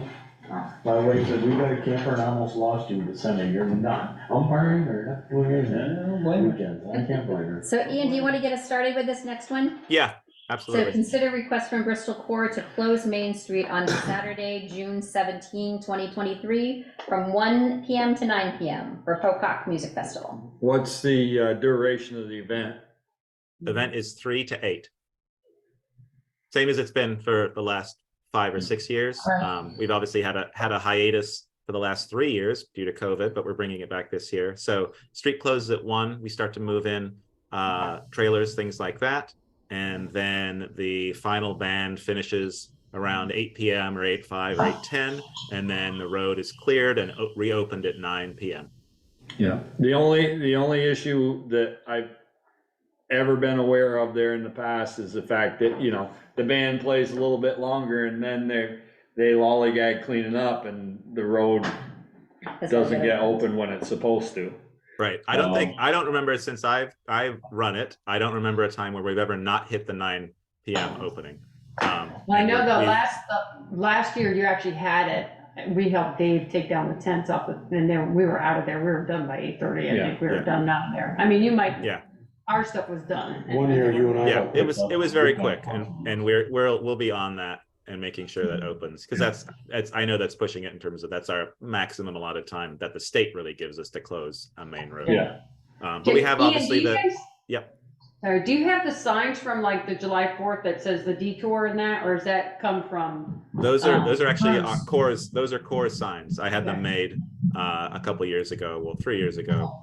For the event. So we have those that we put out. I've already talked to property owners to set those in place. They'll go out a week before warning of the closure. We have the detour that goes around Mountain Street over down to Spring and then back to West Street. So that's all set. What else? You need a state permit. Do you have to put up the lighted signs or can you get away with just the plywood signs like we use for the 4th of July? Those I actually have reflective signs. I have state legal ones. We don't have to do it because it's so light in the evening. We don't need to have lit signs, thank goodness, like the giant ones. So we can use similar to July 4th when they use their signs. We'll use ours. And we have, in terms of closing the street, we were going to work obviously with the Bristol Police Department to make sure that it's closed correctly. We for the last 2 or 3 events, we haven't had traffic control. We haven't needed it because of the way that the streets were blocked off with signage and stuff like that. And we'll continue to do that. We have all the signs that were actually donated by, I think it was ECI, donated them about 3 years ago. So I know that Eric and crew have a good selection of road closure signs and detour signs. So we should be all set. Ian, and you close it off at Mountain Street, because I think one year, didn't you close it off at the first Shaw's parking lot? Because people. No, it's always been closed. The detours at Mountain Street, you can go through and go into Shaw's. So it's like a half closure. And we have signs right at the stage level, and we have 2 stages that go across at the top and bottom of the street. But the Shaw's is essentially where the road is closed, but we do have the detour starts at Mountain Street. Okay, yeah, So, that's what I thought. so to get the Shaws coming in from Lincoln or Starksboro coming from East Street, you gotta go up Mountain, then go over? No, You can go straight through. Essentially, we have a barrier that's on the left-hand side. And then so people can still enter and go through into Shaw's or exit through Shaw's and go out that way. Okay. And we've never really had any issues just because there are so many entrances to Shaw's. So it seems to be, we've never had any problems, I don't believe. Oh, there's Alicia. Hi, Alicia. You're on mute. You're muted. Stab that button. One more time. You're There we still. go. Sorry, Yeah. sorry. That's okay. I'm playing hooky at work right now, sorry. No problem. No, Ian was able to walk us through everything. Do we have any questions in particular for Alicia? Well, we gotta make her sweat a little. I've been sweating all day. Did she get the bill for, Yeah. get the Ian's invoice? gonna Yeah. get that to her, yeah. We're closing the street. Uh-huh. Don't Close the believe their sidewalk in lies. Burlington, $75. I'll make a motion that we allow, FOCOC to, close a parade for Saturday, June 17th, 1 to 9. Second. Okay. Any further discussion? All those in favor say aye. Aye. Great. Thanks for, Alicia, For your presentation. Yes. Thank you. That's great. Good job. I've been watching my phone all night and then I looked away for 4 minutes. Here I am. All right. Well, thank you for joining us. No problem. Good luck with your Thank event. Yeah. Okay, thank you very much. Bye. Bye. Okay. I guess I should have asked, they put us on the insurance, right, or do they? If someone got Yes, hurt we- down there. Or an additional. Yeah, We're it's additional. we get Tulip Insurance, which is sort of situated for the downtown. It's the way you're on the insurance, but it's not like as an additional, because it's a special one that's for the town and for the downtown area. So, but we'll do that the same as we've done every year. All right. Okay, moving on. Consider draft amendments 1 and 2 to the DWSRF loan number, you want me to read it off? RF3-477. Engineering services agreement with VTEM's Engineering related to the Pine Street water line replacement. Good job, Darla. So hopefully folks had a chance to glance at either the notes or the documents themselves to see the context. The First Amendment was to cover the $900 application fee that Steve Palmer paid, and the town actually reimbursed him. But in order for the town to get reimbursed for that expense, we need to have it reflected in his contract. And he's online now, and he can explain the rest of the Second Amendment. Hi, Steve. Hi there. How's everybody tonight? Good. Thanks for Fantastic. joining us. Just point of order for a minute, Valerie. It's not VTOM's engineering. It's Oh, what did I say? It's Valerie, That's no, okay. Darla Oh, said. I just want VTM. VTM, not. VTM. Yeah. You know what? Jill and I spend so much time together, it might as well be. I thought the same thing. It's all good. So amendment number 2, so the original, by the way, the original engineering agreement, as you all probably realize, but to give a little background, was to finish the design that was started by GME. And that's the original agreement. Okay, when we go through any changes with DWSRF, and the changes really are when you get to the next phase and the next phase, each one of those is a change and they want to just submit a separate amendment. You guys have probably been through this. So phase 2 is what phase 1 is what they would consider the preliminary engineering report. That's already been done. Phase 2 is design and permitting. Okay, that now has been completed. You now They have call all them the permits. steps. What's that? They call them steps. Step 1, Yes. step 2, step 3. Sorry. Exactly. And step 3 would be construction. So where we're at now is we did an amendment to step 2, which would be the design phase. And that amendment really was immaterial. We were going through the application and it was easier to do this online and just have me pay the application fee rather than the town. So I simply paid the $900 fee. But to get reimbursed through DWSRF, we need to go through a formal amendment process, and that's what that's about. So it doesn't change the project costs at all. It's just a matter of who's paying the permit fee. So I think that one's pretty straightforward and simple. And by the way, we have to do all of these as a draft to DWSRF before they will approve them. But before we do that, the step 1 is to obviously work with you folks, because the agreement is between the town and me.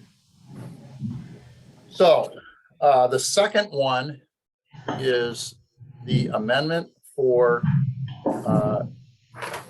construction level services. Okay, and that's split up into a couple of pieces. The bigger pieces of that really are bid phase services, right? That's the first section. That's what we're just getting into right now. So we'll go through the bid process. In fact, that will get listed on the state's website on Wednesday. So officially, this project will be out to bid on Wednesday. We could, if the money had already been allocated to you through the state, we could actually award that. Well, we would have bids come in 30 days later and we could award it within, let's say, 10 days of that. But you won't know whether or not you make the priority list, which I'm pretty sure you will, until around the end of June. So Valerie and I talked a lot about this, and I completely agree with her. I think to feel comfortable in awarding this project, you need to know whether or not the state is really going to allow you to borrow the money. So we'll know that somewhere around the end of June. So that bidding process is a little bit longer than it normally would be because of that reason. So we've got a little over 2 months to go through the bidding process. Once that gets awarded, we'll get into the construction phase services. The construction phase services require, no, can I borrow the screen? Sure. Let me stop my share and I'll give it over to you. I have to make you a co-host. Hang on just a moment. I think this might be easier if I can.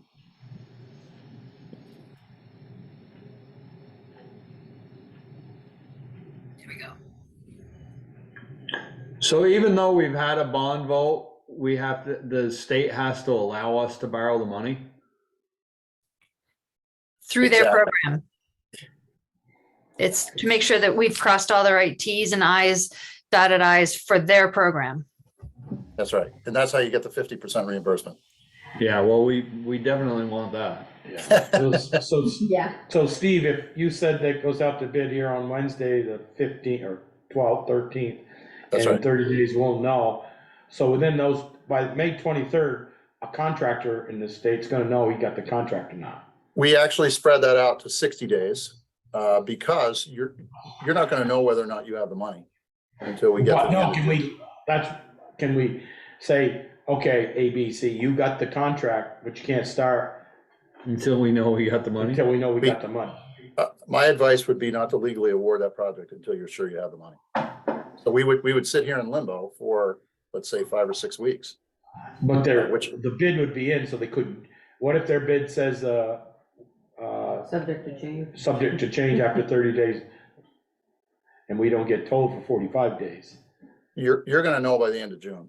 You know And what I mean? the bid specifications are going to spell this outline out, so everybody knows they'll have their eyes wide open going in.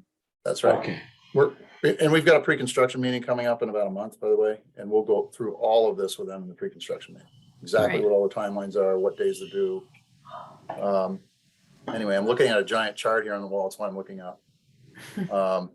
Anyway, bids are going to be due right about mid-June. So you're going to know before you're going to know who the apparent low bidder is long before they tell you whether or not you've been awarded the money. Bids are going to be. We'll be in good shape. By June, middle of June? I thought you said the bids would go out here on Wednesday, and you got 30 days to get them in. 60 The bid days announcement. That's right. We have to give a minimum of 30. We're going to give them about 60.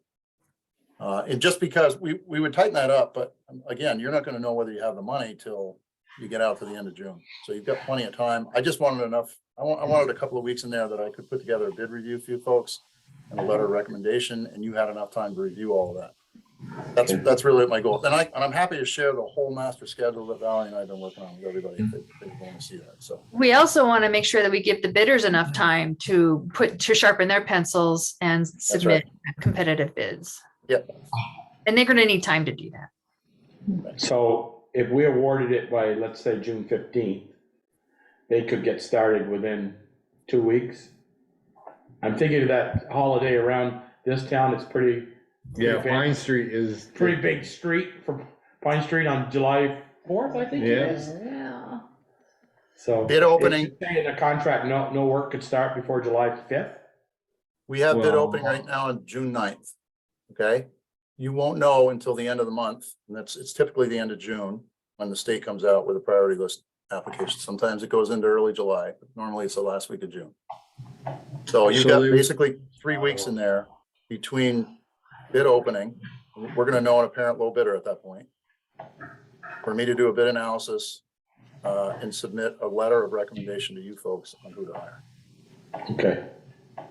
Okay, so you have plenty of time in there, and Valerie and I are gonna work on funding agreement, which we will have ready to submit the day that they submit, or they tell us, the results of the priority list applications. So it'll all be ready to go. That one's not very difficult to do. Okay, so let me just pull this up. This is really the crux of it, okay? There's two pieces to it. This is the bid phase services that we're talking about, okay? This is really just about my time more than anything else. There's quite a bit to this. I thought you were donating your time, Steve. Trust me, I do donate quite a bit, trust me. He does. He has been. There's about. We're not seeing your screen. If Oh, you're not? Yeah. No. Sharing. Okay, let me try again.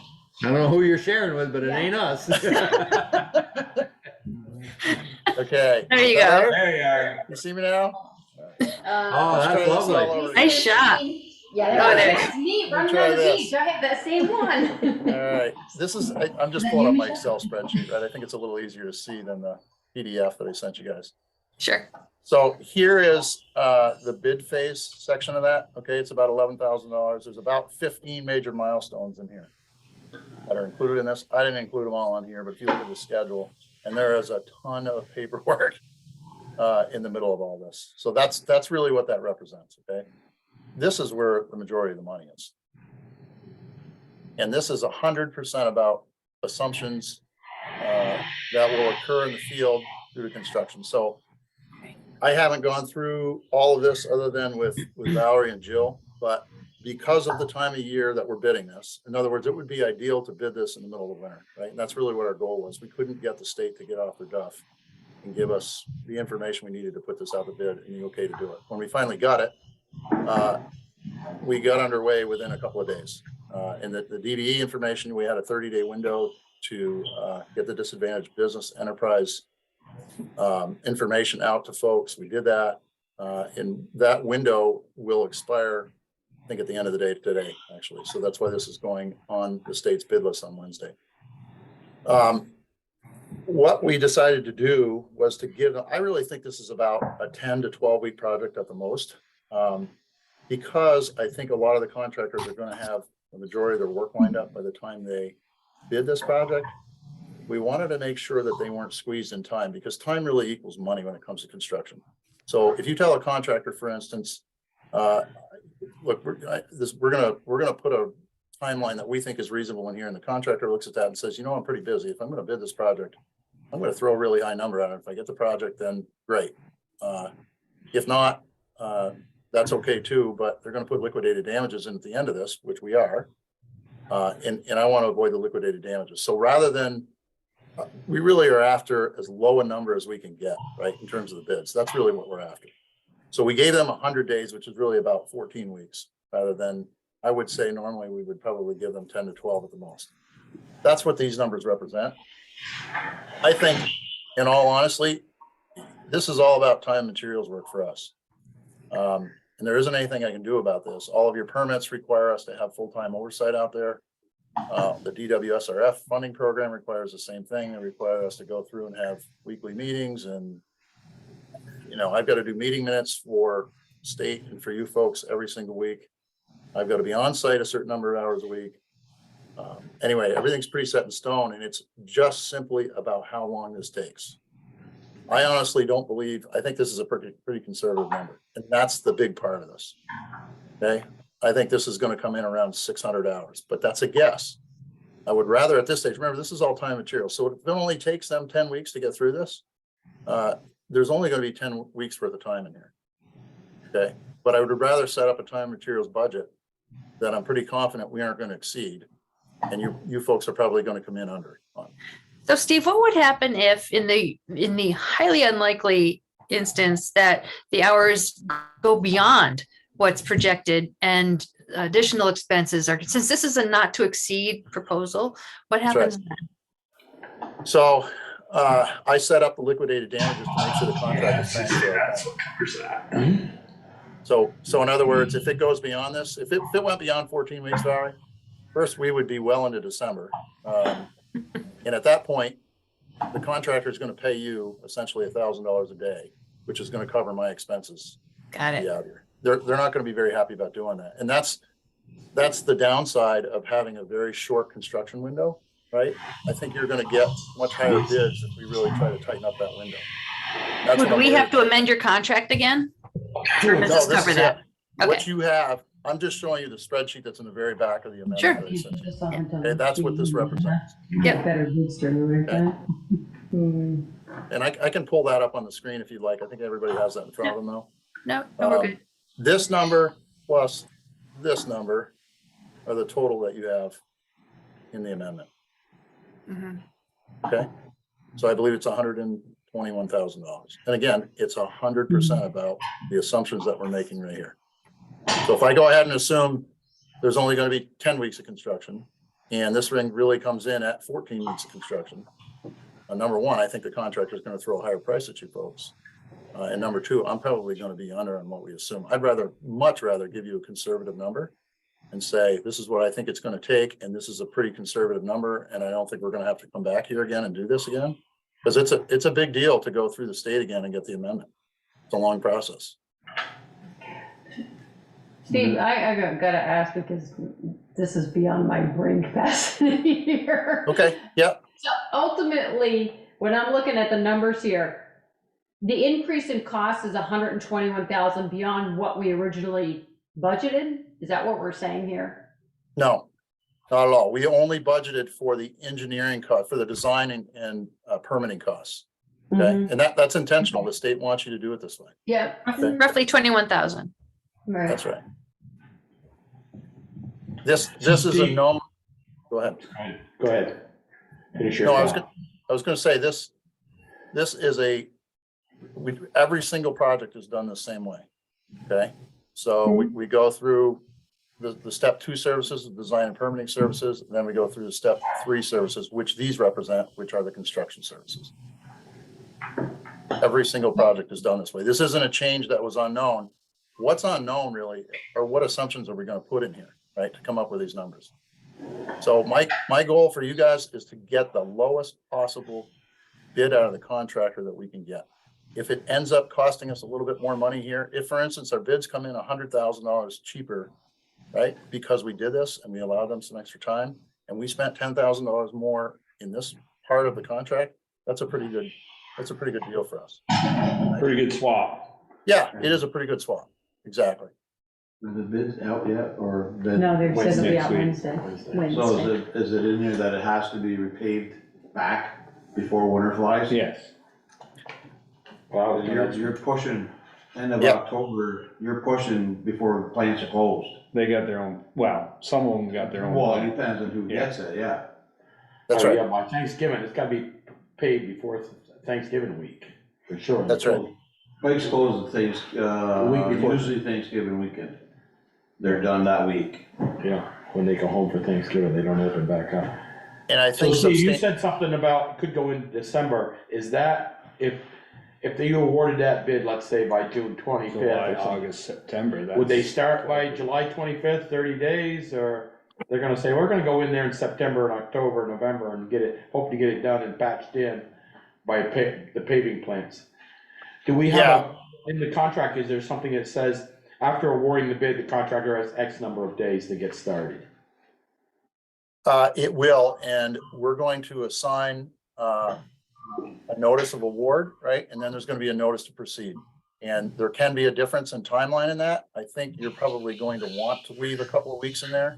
And I say that only because the contractor is going to need to be able to get all of the materials on site in a hurry. And the Buy America requirements are in place for instance, anything steel. So that would be all your valves, for instance. Or not, when I'm saying about that, by using the Buy America requirements, sometimes they're harder to get those materials, right? Longer lead times. Yeah, because they're closer.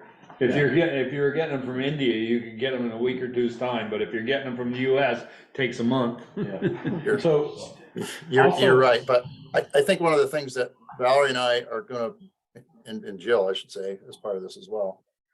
We're gonna evaluate pretty closely, once the apparent low bidder is known, we're gonna go through that bid evaluation process pretty quickly. The sooner we can award the project to the contractor, the more time they're gonna have to be able to get these materials and get things in place. Yeah. So if we don't go through this process now and do the bids up front, I mean, normally you would have, in a normal process, DWSRF would have already awarded you the money, and we'd be doing this after the fact. But if we wait, we're into next season. There is no doubt. If we don't bid this now, this isn't going to happen until 2024. I just said that. Can we put it out in the fall and winter, get a better price for next year? I'm not sure. I don't have to tell you what's happening with materials. Yeah. Well, It's not and the slowing other down. thing is like you stated last meeting, we're not the only ones in this pickle. And I've spoken to a couple of contractors, and they have crews freeing up in the end of June, so they're waiting for this to come out to be I able hope to that's bid true, on yeah. it. Go ahead. And that's what they've told me, that, it sounds like this would be a sweet job, so. And Steve, is this, I haven't seen the bid, or the description of what we're gonna have done besides the water line. Are we going just to curb stops or going all the way to the houses with new copper? Just for the curb stops. Anyway, Are we there's a gonna whole have bunch of, bid alternate to give us a price from the curb stops to the house on, so That much a foot or what? so I think in the larger phase, Whoops, sorry.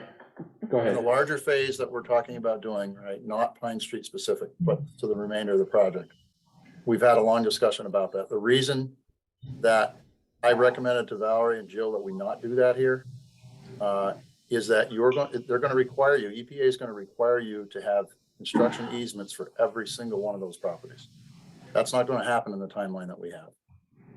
Okay. All right. It's not that you don't recommend replacing the pipe, it's another permitting issue. Exactly. I thought if it wasn't copper, we had to replace it. Well, that's what I'm wondering, why we're doing a survey. We'll find out what's in the ground of every household we got. That's right. Are we gonna make us replace them, go back and replace them? And we have to do the archaeological assessment and the environmental assessment for every piece of property that we're gonna be on. So, and we have not done that for Pine Street. We didn't plan for that to be part of this project. But I think as we look at the larger project and we look forward, that's certainly something we're gonna do. And Jill and Valerie have been talking about ways that VTUMs may be able to assist some of the residents along Pine Street to be able to replace the lines that they find that are likely lead. So I guess then back to that. What's the difference? On their own Because nickel. they'd be doing it on their own, Right. as opposed to it being in the project. Yeah. Correct. But we Correct. should be able to have a price in there, Price per foot? price per foot or a contingency if you come by my house and find out it's galvanized and I want to change it while everything's dug up. I mean, Exactly. I think that's what we did on West Street. Mhm. We changed the ones that wanted to be changed when we were going through. Yeah, Right. that's what we're talking about. Or one of the things we've been talking about. What's an average cost for a homeowner? It's been so long since I bought any copper. I mean, are we talking $1,000, $10,000? What are we? Depends on how far away from the Yeah. curb stop they are. Okay, I'm just trying to figure out. That's why they're doing it per foot. Right. And do it per Yeah. foot. Yeah, each house changes as it's, mine's Right. pretty close to, I had mine done 35 years ago when I bought that house. You were But smart. it's copper, yeah. Yeah, it's copper now, but that was part of the agreement when I bought it. And your neighbor across the road had theirs done a couple of years ago, right? Clark's did, yeah. I just, my point has always been to the board is, Stephen, is if we're doing 2,800 feet of new 8-inch, and we got 32 connections down there, and let's say, I know 2 of them are copper, so there's 30 that are galvanized. Do we have 30 potential leakers? Did it really make a lot of sense to do a brand new 8-inch main when we could leak in more water going to the houses than what the mains were leaking? Right. No, you just answered your own question. Of course you do. Yeah, so I would like to at least have in that bid, a cost per foot that we could eventually allow the homeowners. You can work with a contractor, he's given us a cost per foot. And we recommend you, and we talked briefly, I thought, Valerie, months or even a year or so ago, when this has been on the plate, was we would work with a homeowner with that through their water bill. Yeah, but. I don't think we want to put that in the bid documents, though. That'll, Budget that part, no, I get no, that. any of that. And, but there would be a side discussion with the contractor that they would negotiate, or that we would assist in their negotiations, but we don't want to put any of that in the contract documents. Right. We're discussing all of that right now, in fact, for the larger project, and I think. Do we want to at least put in the contract that the board would like a price per foot as an amendment? If We don't want to, we don't need to have that in the contract. I think we can have that as a conversation and some. I don't wanna Okay. convolute the contract. Okay, no, I agree. I just, Yeah, Yeah, when you get into the easements and all that, it's a nightmare. yep. Right, and it could take some time, and. I just got one question. this If, one? yeah, just one. If for some reason, and I don't think it's gonna happen, but if it does happen where they don't get that paved back because the plants are closed or whatever, is there a contingency It's in? $1,000 a day if it's not completed. So they'll take care of any potholes or whatever that comes to the side through the winter? Yeah, Cause you know you're not just gonna be like able the to pave West it Street once the project. paving plants are closed. And once it Right. freezes. And once it freezes, so are they gonna maintain their work area until they can pave it? They would have to, by contract, they would have to. Okay. I mean- personally like to see the contract written. Baker and Eric, correct me if I'm wrong, but the base pavement be only put in this year. You and not the can't, top. you can't because it won't match what's there. Right, not unless you're gonna overlay the whole thing. They're only, I think they only need to put in base because we're gonna overlay the whole thing when they're done. Well, are we gonna overlay it or let it settle like they didn't do that a number of years ago at Liberty Street, and then it settled on you, remember, and then we had a hog trough and we had to do it again. Mother Nature will settle it over the winter, and I don't care how much they roll it and pound it down, it's still gonna settle. Yeah, but they can't, they're only matching what's there. And if you leave it, if you put in just the base, you're gonna be 1.5 inches, 2 inches below what's there. The curb, you mean the valve? The existing pavement. Existing pavement, because they're not taking. Because the whole Joel, street. it's only a section of the road. It's not the Okay, entire width of okay. the road. All right, Oh, that's right. that's right, so Yeah. Eric will maybe schedule that street for the following year if it's not For the following spring, the yes. following Yeah. spring. Okay, all right, that answers my question. Yeah, so Yeah, they put I the keep base forgetting that too. I level imagine this between project that. just decimating the entire road, but it's only a small sort of section as they dig up and put, because there's not any pipe that's being removed. It's just a new one's being put in next door to it. Yeah, and they're not gonna, as somebody who's bid these, they're not gonna take any more pavement than they absolutely have to. They'll cut it first before they pop it, right? That's right. They'll be half that road, won't they, Peter, you think? or- Well, if they run a trench box and depending on how they do it, yeah, they'll be 10 feet, yes. Yeah, okay. We put maximum pay limits in here for paving, so if they go beyond whatever the maximum pay limits are, they're paying for it on their dime. Yeah. So, Okay. And I would say too, just to wrap this up, that if we get into the latter part of October, all of those discussions that you folks are having, we're gonna be having with the contractor. So, we're not gonna leave 2,600 feet of street open no matter what. At some point, we're gonna pave, even if we're not 100% done, they're gonna get in and pave the 85 or 90% of the street that's done. And that's gonna be something you folks are gonna insist on, so. Yeah, that'll work. And then that, I highly doubt that's gonna happen if there's liquidated damages. I agree with you. They're gonna wanna get done. Yeah. Yeah. Okay, So I make a motion, we we approve the amendments to the contract. I'll second it. Michelle's in the bathroom, but Yeah. all those in favor? Aye. Aye. All right, Thank you. Thanks, Steve. Thank you. Yep, thank you, Steve. Thank you, Steve. Dan for the next one? What is the next one? the next one is authorized. Probably more you. Oh, that's right. Yeah. The wastewater system. Yep. Thanks. Do you want to wait till Michelle? Now you're gonna get in it deep. Somebody waist deep. Now you're getting right into the crap. Yikes. Not that I know. We're all set? Yeah. We don't. No, need actually, Eric Steve for doesn't, anything, Steve do we? doesn't have any, he can spectate if he wants to, but he doesn't really have he's not involved in this one. Yeah. Val, is Eric all set? Yes, yes. Great. Good. Thanks, Eric. Good night. Go Good get night, ready to Eric. plow, it's gonna snow tonight. Oh, God. They're all, I just put new blades on them, ready to go. Night, see you guys. Good Good night. night, everybody. Yeah, see ya. Okay, Steve, Well, you gotta hopefully put this that is pretty screen down. quick. Can I, well, this is probably the wrong, no, never mind. Okay. Well, I was gonna, Sharon's on, and is Sharon only Oh, staying oh, to do oh, the I'm sorry. warrant? Apologize for that. That's okay. Is Sharon only staying to do the warrant? Let me do this. I'm listening to what's going on. Okay, because I know that you often stayed because you were doing the minutes, but you're no longer doing that anymore. But I didn't want to have you stay for the entire meeting, only for you to say, "Here's the warrant, bye, everyone." yeah, No, I like to listen to what's going on. so. Okay, good. I just cool. wanted to make sure. And we didn't Okay, ask on her own department heads, we didn't get a report. She wasn't she here. wasn't on. Well, she is now. No, She should sorry, be. I was doing something else and forgot okay. what time it was. It's Is okay. there anything we need to know, Sharon, while we've got you, that's going on in your department?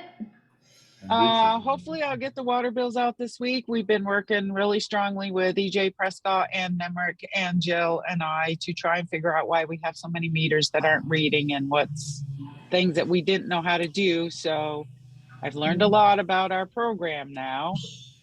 So hopefully in the next couple days, we'll be able to get the water bills out. Right alongside the tax payments coming due. Yeah, tax payments are coming in. They're due next Monday. Peeker and Joel and Darla. You got an envelope and on Michelle. your desk, right? Sharon. Mine's And full, Ian. come on. I was gonna say, mine's Sharon, you full, got an right? envelope on your desk right now. Okay, great. I looked Great. at tonight. Just full of cash. Yes. Yeah. Thanks for letting the world know. Yes, been letting the world know. Well, And if they he got an left you extra an couple envelope full, days. maybe now I can afford Not full of mine. cash, full of one check. First, please swing by the town hall. Yeah. Check on Jill's envelope of money. It's got a check in it. Maybe that was Great. Thanks. Yeah, Thanks so for that, people Sharon. are, If we'd set the alarm on our building that we paid plenty of money for, we wouldn't need that. well, there is Well, that. walk. I don't walk out of the bank without setting the alarm every night if I have to leave it. But we got one we don't bother using. Yeah, I know. We don't anymore. Because I set it off several times. Yeah. All right. You don't need to tell. You don't need to tell Sharon the was public still that, going Joel. when we cut her off. Sorry, Too Sharon. late. Sorry, go ahead, Sharon. No, that's all right. We've got about 176 dogs registered now, so hopefully they keep coming in. Including mine, And let's see what else is going on. I'm done with the town meeting, so that's good. Hopefully we won't have any more of the meetings this year. We do need to purge the checklist, so that's something I'll be working on. And you've got a new Overweight assistant. permits are winding down. What was that, Ian? You've got a new assistant. Yes, I do. I do. He's already done some land records for me, and we're teaching him how to do the cash register. He's learning payroll from Anthony. So Great. yeah, we're moving along. Great. Good. Thanks, Sharon. You're welcome. Thank you, ma'am. You're welcome. All right, shall we move on to number 6? Or do we want to hear from Bruce? Well, we've got Bruce here too. Well, we're in the middle of it. Bruce, are you at a point where you can talk to us? Sure. Are you eating dinner? No. I was resting up from my hill climb. I didn't realize how steep the hill was behind the community bank until I was looking for evidence there. Yeah, it's pretty steep. Yeah, and there's lots of bushes to scratch yourself on. Anyway, we spend a lot of time with people that are in mental health crisis, or we're proactively speaking with people, so we're not getting to the point that they're in crisis.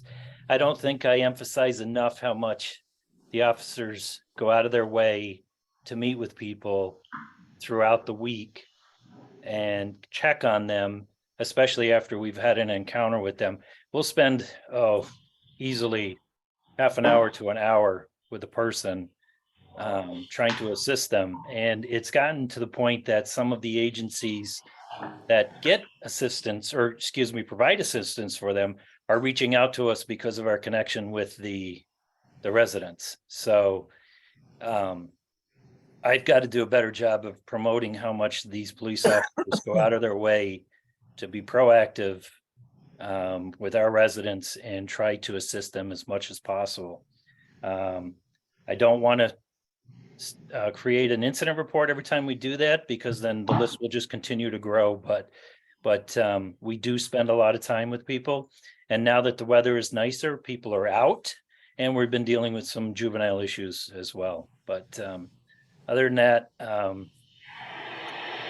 pretty much the same as everything else. I guess we're business as usual, I guess what I'm looking for. You mentioned residents, but how, to what degree are the numbers of those folks from outside of town that are in town when situations come up that you spend time with? And so they're not actually Bristol residents, but they're from, neighboring places or passing through, but you need to spend the time. I'll have to look at the numbers, but I would say probably 30% are from out of the area. And because they hear that we're nice people to talk to, they come to Bristol to meet us. So, So there's a grapevine. Is that a good, bad thing? it's good because I'm not, I don't have to wrestle with them. If we can have that connection, that relationship, whatever you want to refer to it as, where we're having conversations instead of waiting until they're in crisis. But when they do, when they are in crisis, I don't want to get off topic, but as a society, we are poor at providing assistance to people. And right now, there is such a long wait for some people to get into an appointment that they don't know who else to turn to, and they're dialing 911, or they're knocking on our door saying, "Can you help us?" So, but anyway, let's move on. Thank you, Bruce. Well, even more of a reason to explore that mental health and that social worker position that we've talked about in the past. I think it'd be nice to keep that on the select board's agenda for future discussions. Yep. Thank you for your work, Bruce. Thank you. Yeah, thank you. Okay, now we can jump back into our agenda. How about item number 6 here? Authorize issuance of a request for qualifications for selection of an engineering firm to prepare an updated preliminary engineering report for pretreatment improvement alternatives for the Bristol Core area septic system. Yeah, hopefully that's pretty straightforward. I think most everybody knows that the septic system is aging, and it has an annual inspection every year. And back in 2018, we received a report from Green Mountain Engineering of pretreatment alternatives that they studied. The cost ranged, the least expensive was over $600,000, and which was immediately cost prohibitive. And really prevented us from taking any positive steps forward. But time has not been our friend. And so all this agenda item is asking is to put the RFQ out and elicit responses from qualified engineers. And once we land on a selected preferred engineer and we ask them to submit a cost proposal, once we are in that realm of discussion, then we can have a better handle on the steps going forward to update this preliminary engineering report to see what technologies are out there now, what cost ranges are we talking about, and how can we most take advantage of the various funding options that now exist that didn't exist in 2018.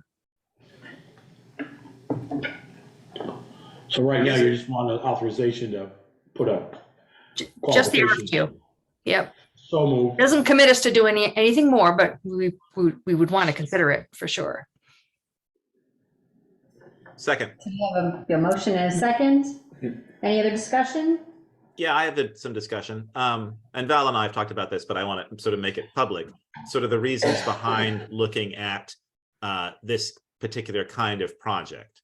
And, Val, you and I have talked, and I asked whether it was sort of to improve the capacity, to allow more people to connect Was it to protect the system to make sure we don't have problems and things like that? So I don't know if you can speak a little bit about that, Val. It's really all of the above, but the priority is to treat the material going in to help preserve the life of the system, because there's no backup. There's no replacement septic field.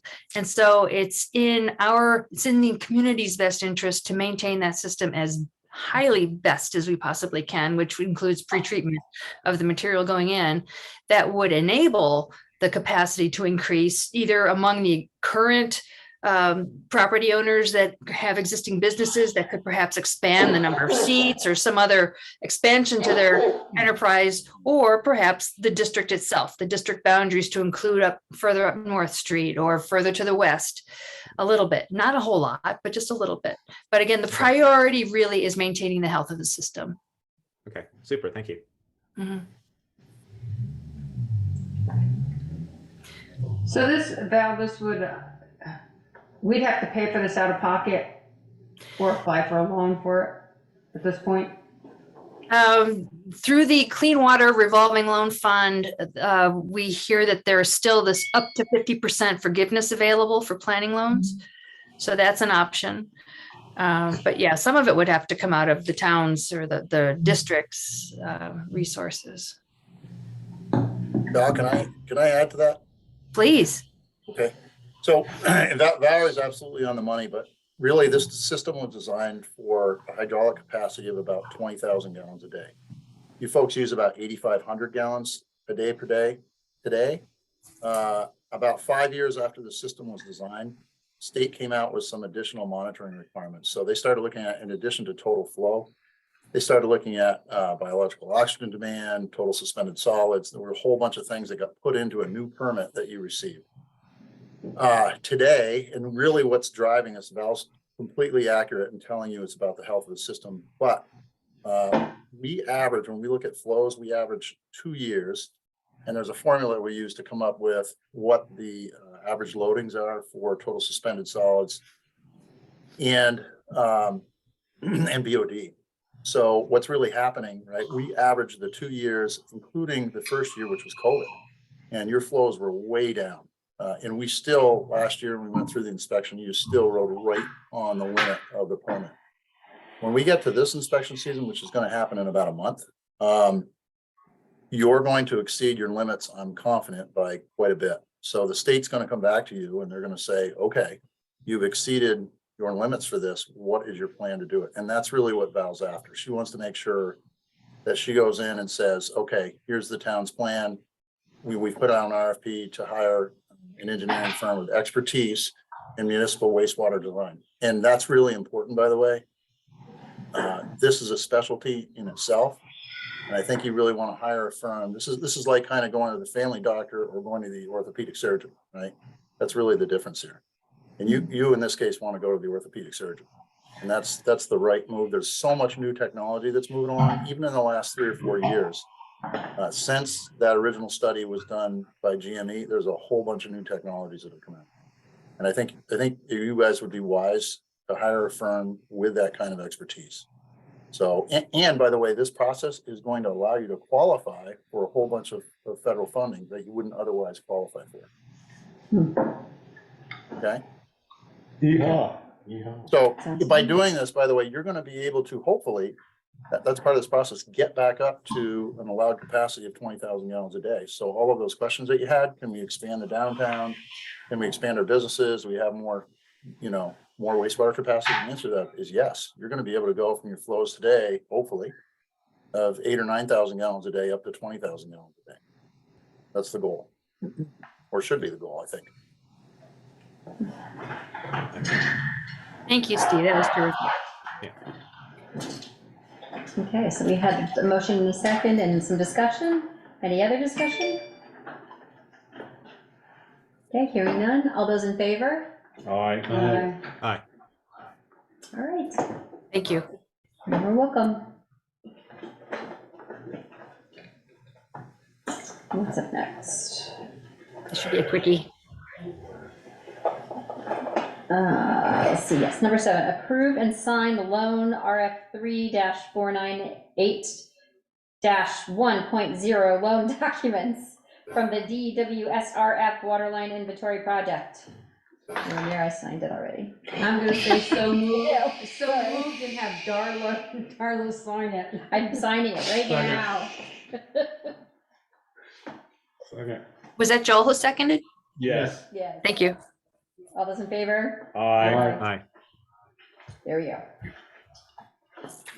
And that's a personal guarantee on that note, right? Signing that Good luck. You've seen my house. Okay, number 8, continued appointment and or reappointment of town officers or representatives may include deliberation in executive session to discuss appointments. I'll make a motion to appoint the people that have said yes, which are Ted Desmond for Development Review Board, Jim Weening for the Design Review Board, Review Commission, Joel for Fence Viewer, Carolyn Dash for Breed Up Day Coordinator, and Dan Sonneborn for Maple Borod Band CUD. Second. All those in, discussion? All those in favor? Aye. Okay, there we go. Thank you. You never say no of anybody opposed, but I assume I it's didn't just like, because you're because I know here. everybody says yes. I figured we're the only ones here. We all approve. Is there, how's recruitment going for some of those spots? I guess is my only question. I have not done any specific outreach. I know that Carolyn Dash has done direct outreach and through Front Porch Forum for the Conservation Commission.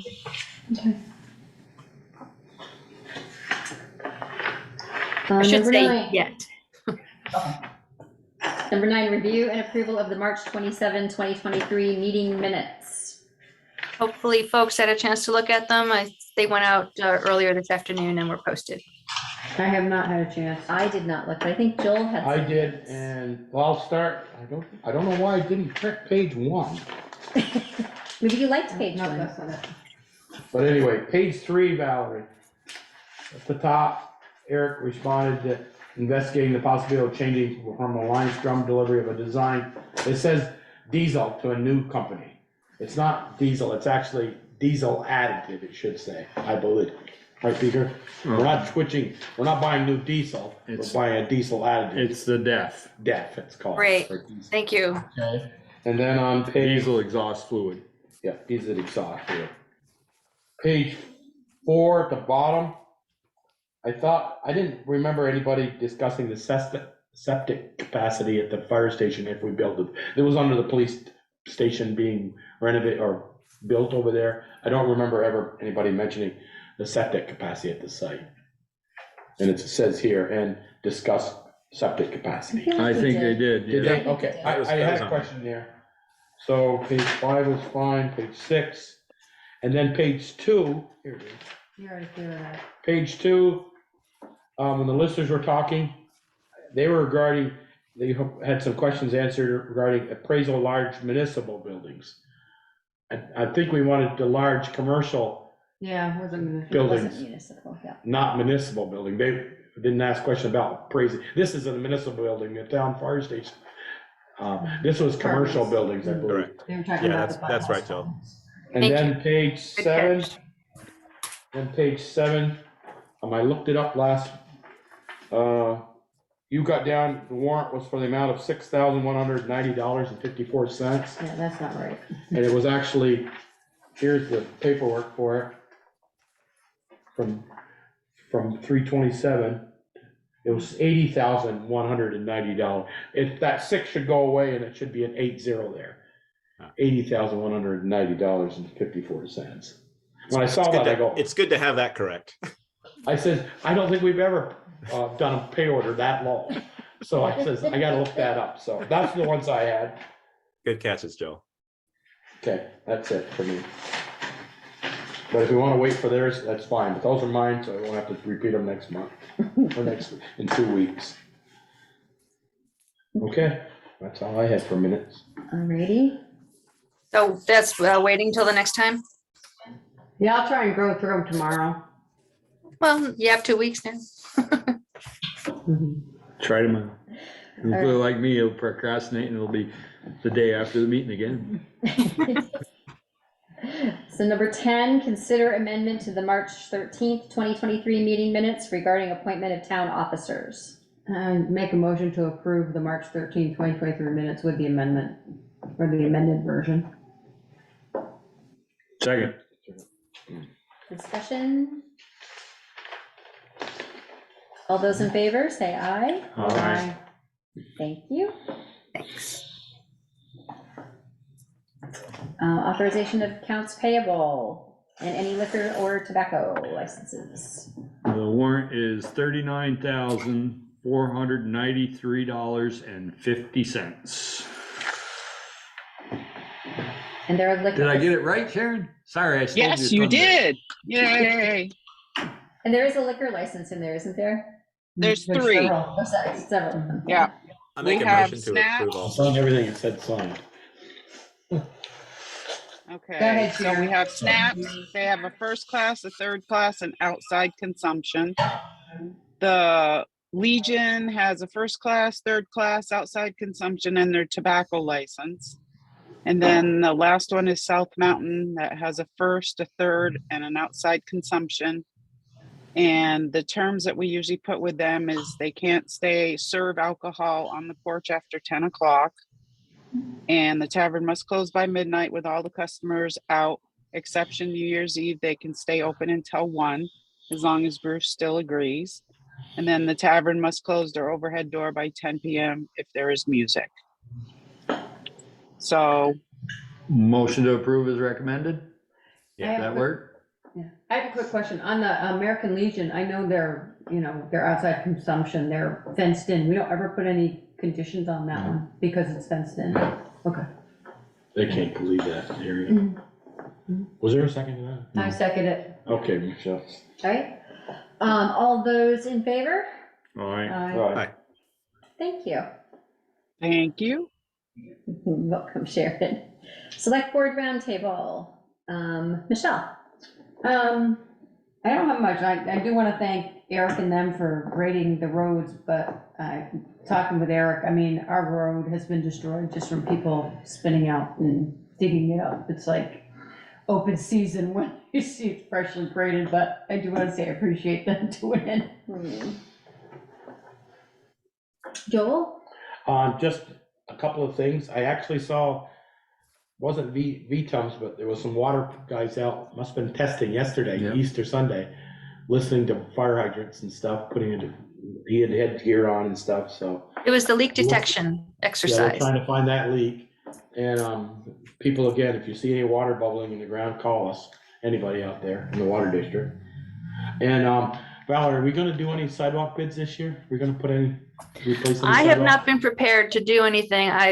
The sidewalk replacement plan that had been developed several years ago, we've gone pretty, not far, but down the list, and I needed help.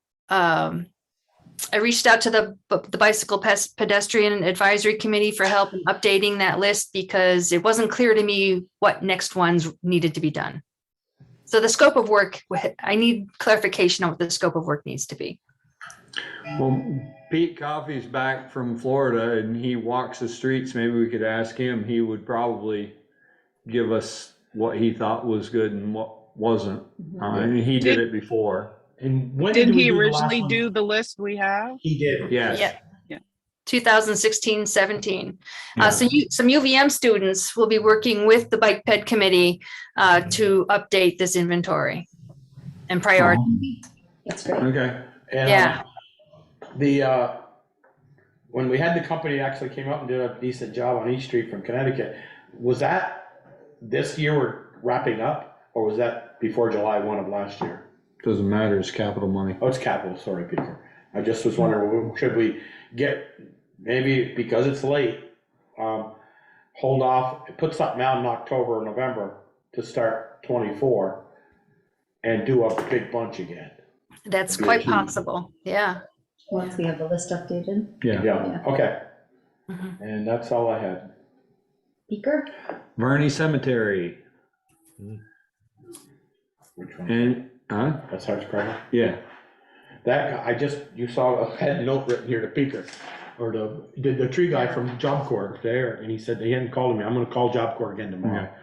He said I just, you know, we're pushing Springtime planting, work. we're pushing planning and if we're gonna do, if we're not gonna do something, which there's some dead trees in there that should really come down, I gotta get down there and get the ones that are down out of the cemetery before he. set them out. Yeah. Get them loaded and gone. Yeah. Okay. That's all I have. That's it. Ian? I continue to work on the bus shelter project. I've learned from Tom Wells that the small piece of land that the little bell box sits on is actually deeded to the town and 5 feet around it. He sent me the details about that. So if we wish to put a bus shelter there, it would be the town applying for the permit and not Tom Wells, and he says he's fine with that. So just wanted to update you on that. I continue to work with Parmelo for that location, and I just need to sort of start the permitting process with Parmelo, and then this new one for the town at Park Place or Park Street. What are our intentions with the bell? I don't know yet. I mean, I think that's why we own the land there, because it was the Bristol High School, and I'm assuming that if we own the land, we put the bell there. Yes, I think that's the case.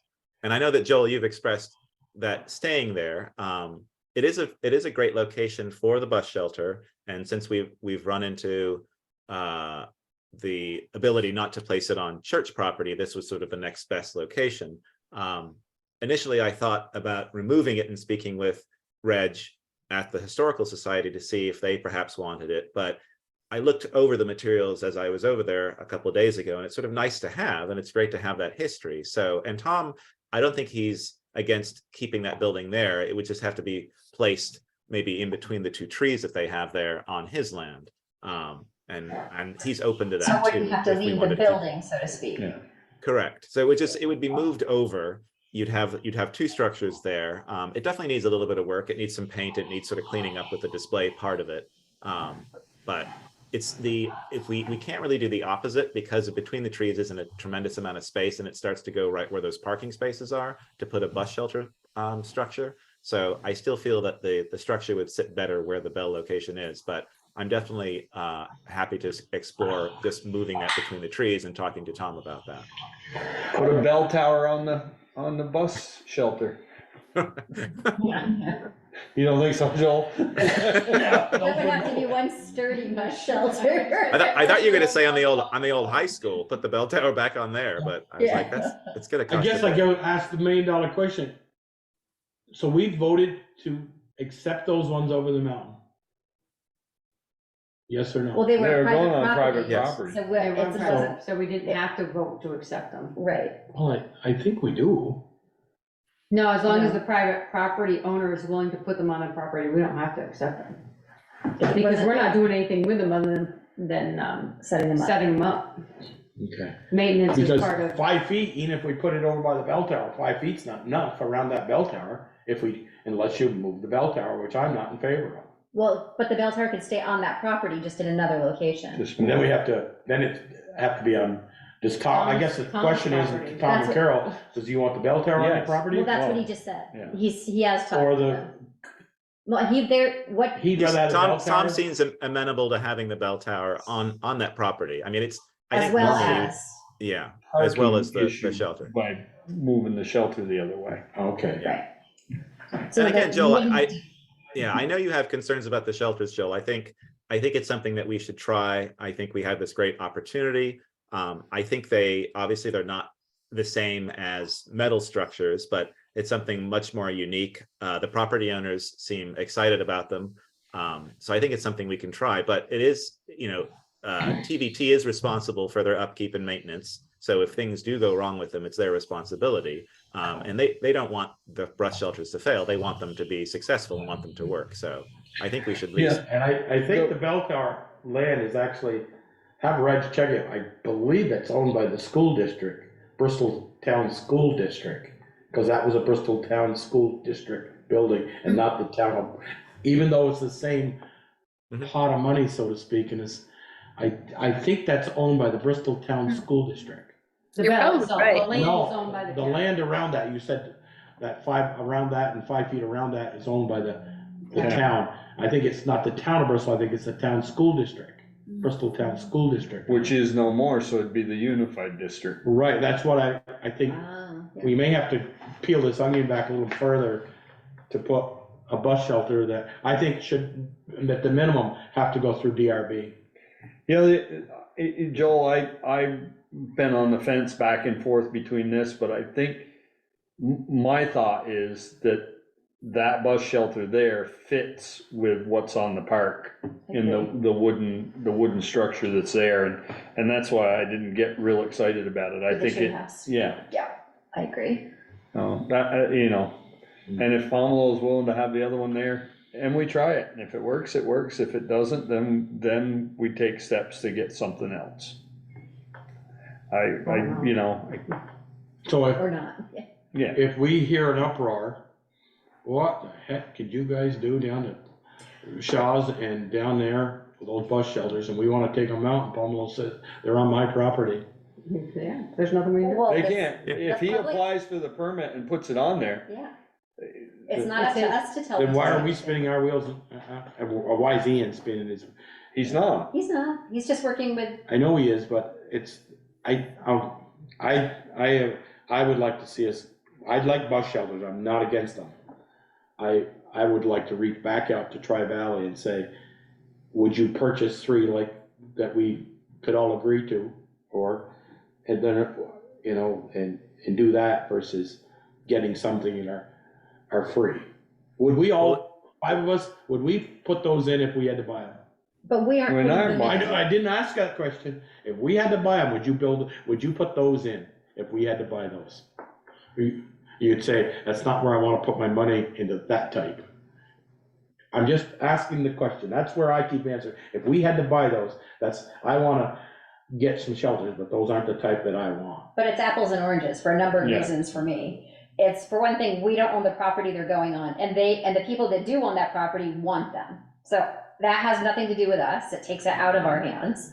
Number 2, we don't have to pay for them, they're free. If they don't, Work out. if they don't work out, we haven't lost a thing. When we have a prep site for something new, if we need it.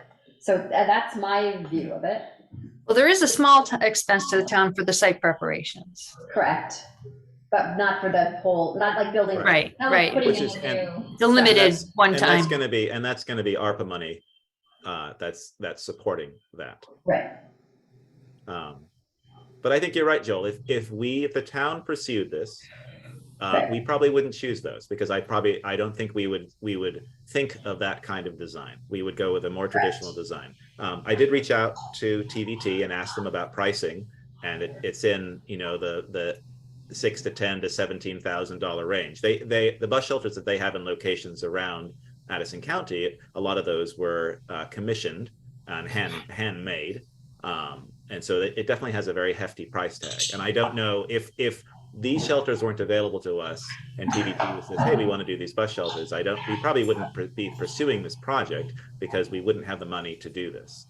I guess with ARPA, we technically would, but I think If that was a project we chose. right. I mean, I got interested in this because that they're kind of unique and different, and it's something that TVT wants to explore. I mean, they're the ones that are sort of pursuing this and developing this because they wanted to sort of do something interesting for towns and then approach Bristol. And I think the connection that I have with this in terms of the select board is that the project goes through the town. We work with the property owners in terms of the permitting, but the town sort of spearheads the idea of bringing these to the town of Bristol. Kind of facilitating. Facilitating, thank you. Yeah. But I do understand your concerns, Joel. I absolutely Me do. too. But I do think it's worth pursuing. And if this doesn't work out, then we stay in close contact with TVT and we make sure that, you know, if there are problems, that they're fixed. And I'm sure the property owners don't want to have issues with the bus shelters either. So I think it behooves all of us to sort of, you know, make sure that the shelters stay in good condition, that they're used. And if there are problems, I'm sure we will hear about them and hopefully we can solve them. Okay. Anything all I else, have. Ian? No, that's it. Okay. So I was approached by Nancy and Russ Luke about the flashing light in front of their house. They're 50 Mountain Street. So if you go right up, Spring Street, their house is right at the end. And they've asked if there's any way that can be, I don't know if you've seen it, it's ugly. It's a big wooden sign that a meter sits on in front of, it's right in front of their house.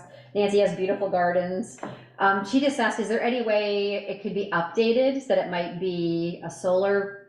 Why is there a flashing light there? No parking for the It's school. only when school Oh. is, the buses. It's a big sign, it's a big wooden panel. But it's only on in on the for the morning light. and then at night. It's not about the flashing light, it's about the big wooden panel that the meter sits on. So there's a sign and a meter in front of their house. And they haven't liked it since it went in. They've talked to me a couple times about it. It's been before the board a couple of times. It has, so I'm bringing it back. It must have been before my time. No, So- I don't Darla brought it remember up about a year and a half About a ago. year and a half ago. When she first got on the board. Yeah. And, I mean, I was on the school board when we put that in, and Russell was on the board with me. I And don't- he came home and he goes, oh, you could put it there, and Yeah. and we went, you sure? Yeah, that's We fine. forgot to check with Nancy. He did. And it's, yeah, I agree with you, Darrell. Just can it be I know updated? why the reason it was there, we had some issues where they were running lights and coming up that way. I don't think we have that issue anymore. I don't believe. Well, we don't have that issue Bruce there. because Bruce is sitting there. Bruce is sitting there. That could change when we get another officer someday or something, you never know. But I do think it could be upgraded with a smaller, I'm thinking of a one, like the one with, it's not a bad attractive sign out here that Eric has for the flashing P with a, Right. Yeah, it's a smaller one that you can still see, no parking on Main So I Street. think the biggest issue Is the meter. is the meter. Like, could it be a solar powered? That's a possibility something too. Yeah, but can you put that on a timer? I don't know. Those solar, like if it was It's a solar. battery, yeah, so I would assume you can. So it's a, What did just for cost's sake, and I know you told us when we put them in, but what did the ones down by the firehouse apartments cost, those solar crosswalks? Because it would basically be the same foundation and $14,000 for the pair. total. Yeah, 12 or 14. Yeah. So it'd be Give them 6 or about 7 grand Yeah. for one sign. And Valerie, those, I've seen them down by the bank and that one over there, and I hope someday we'll have one on the corner of North Spring and Pleasant for that busy crosswalk. Those are on the The street town light? lights, yeah. They're on the streetlights? That one over there is solar. This Oh, one down solar, here. okay, solar, sorry. This one down here is. It's on the streetlights? Streetlights, yeah. Why couldn't that one, could we ask Central Vermont, could that one? No, it's not, I'm sorry, Joel, it's not on this, it is on the street light, on our street light bill, because it goes through the power that feeds the Lights. lights. But it's. I guess that's, what I'm asking up there, why couldn't that be could just, that be wired to the street and get rid of the lights? meter and stuff, and then I think the sign is so faded, it says do not enter with a cross, Yeah. I mean, I think I'm oblivious because I don't know that I've ever seen the one. Yeah, you go up there at 10 minutes to 8 till about 8:20. Well, I know, I've seen Sounds the about a half flashing an hour. light, but I don't know that I've ever But I paid think attention it's to when it. it's in your front, I mean, they see it every time they come and go out of their house. Yeah, I mean, I'm sure that's they the, Yeah. it's right I don't mind there. looking into that for the board if you want, Valerie, to go stop. I know the guys at Green Mountain Power That's what just that's. say. Yeah, I mean, it Could that be wired? probably costs us more for that meter than it Oh. would to have it hooked. Oh, to yeah, we tried it when I was on the board. Terry tried to say, can we pay the meter, can we pay the bill once a year? It was like $7 for the, $6, $3 for the amount of electricity used, and it was $18 for the meter. So we Around. would, so potentially we would switch that out. And if we did solar, we wouldn't necessarily need the meter. There's no way to get power there without the meter. Is that correct? No, what they're saying is hitch it to the street lights. Costs, Oh. come down like we did down here on Main Street. And just pay a flat rate. It would seem like they could go back to the history of what that's used. And we could pay a flat rate, even if it was, if you said it was $5 a month, and we paid 10 and eliminated the meter. I know streetlights, we pay for one over at the rec field, and I negotiated that with Green Mountain years ago, and they charge $250 a year. You want a streetlight in your yard, $250, one flat fee. You don't put a meter, they don't come in and register it.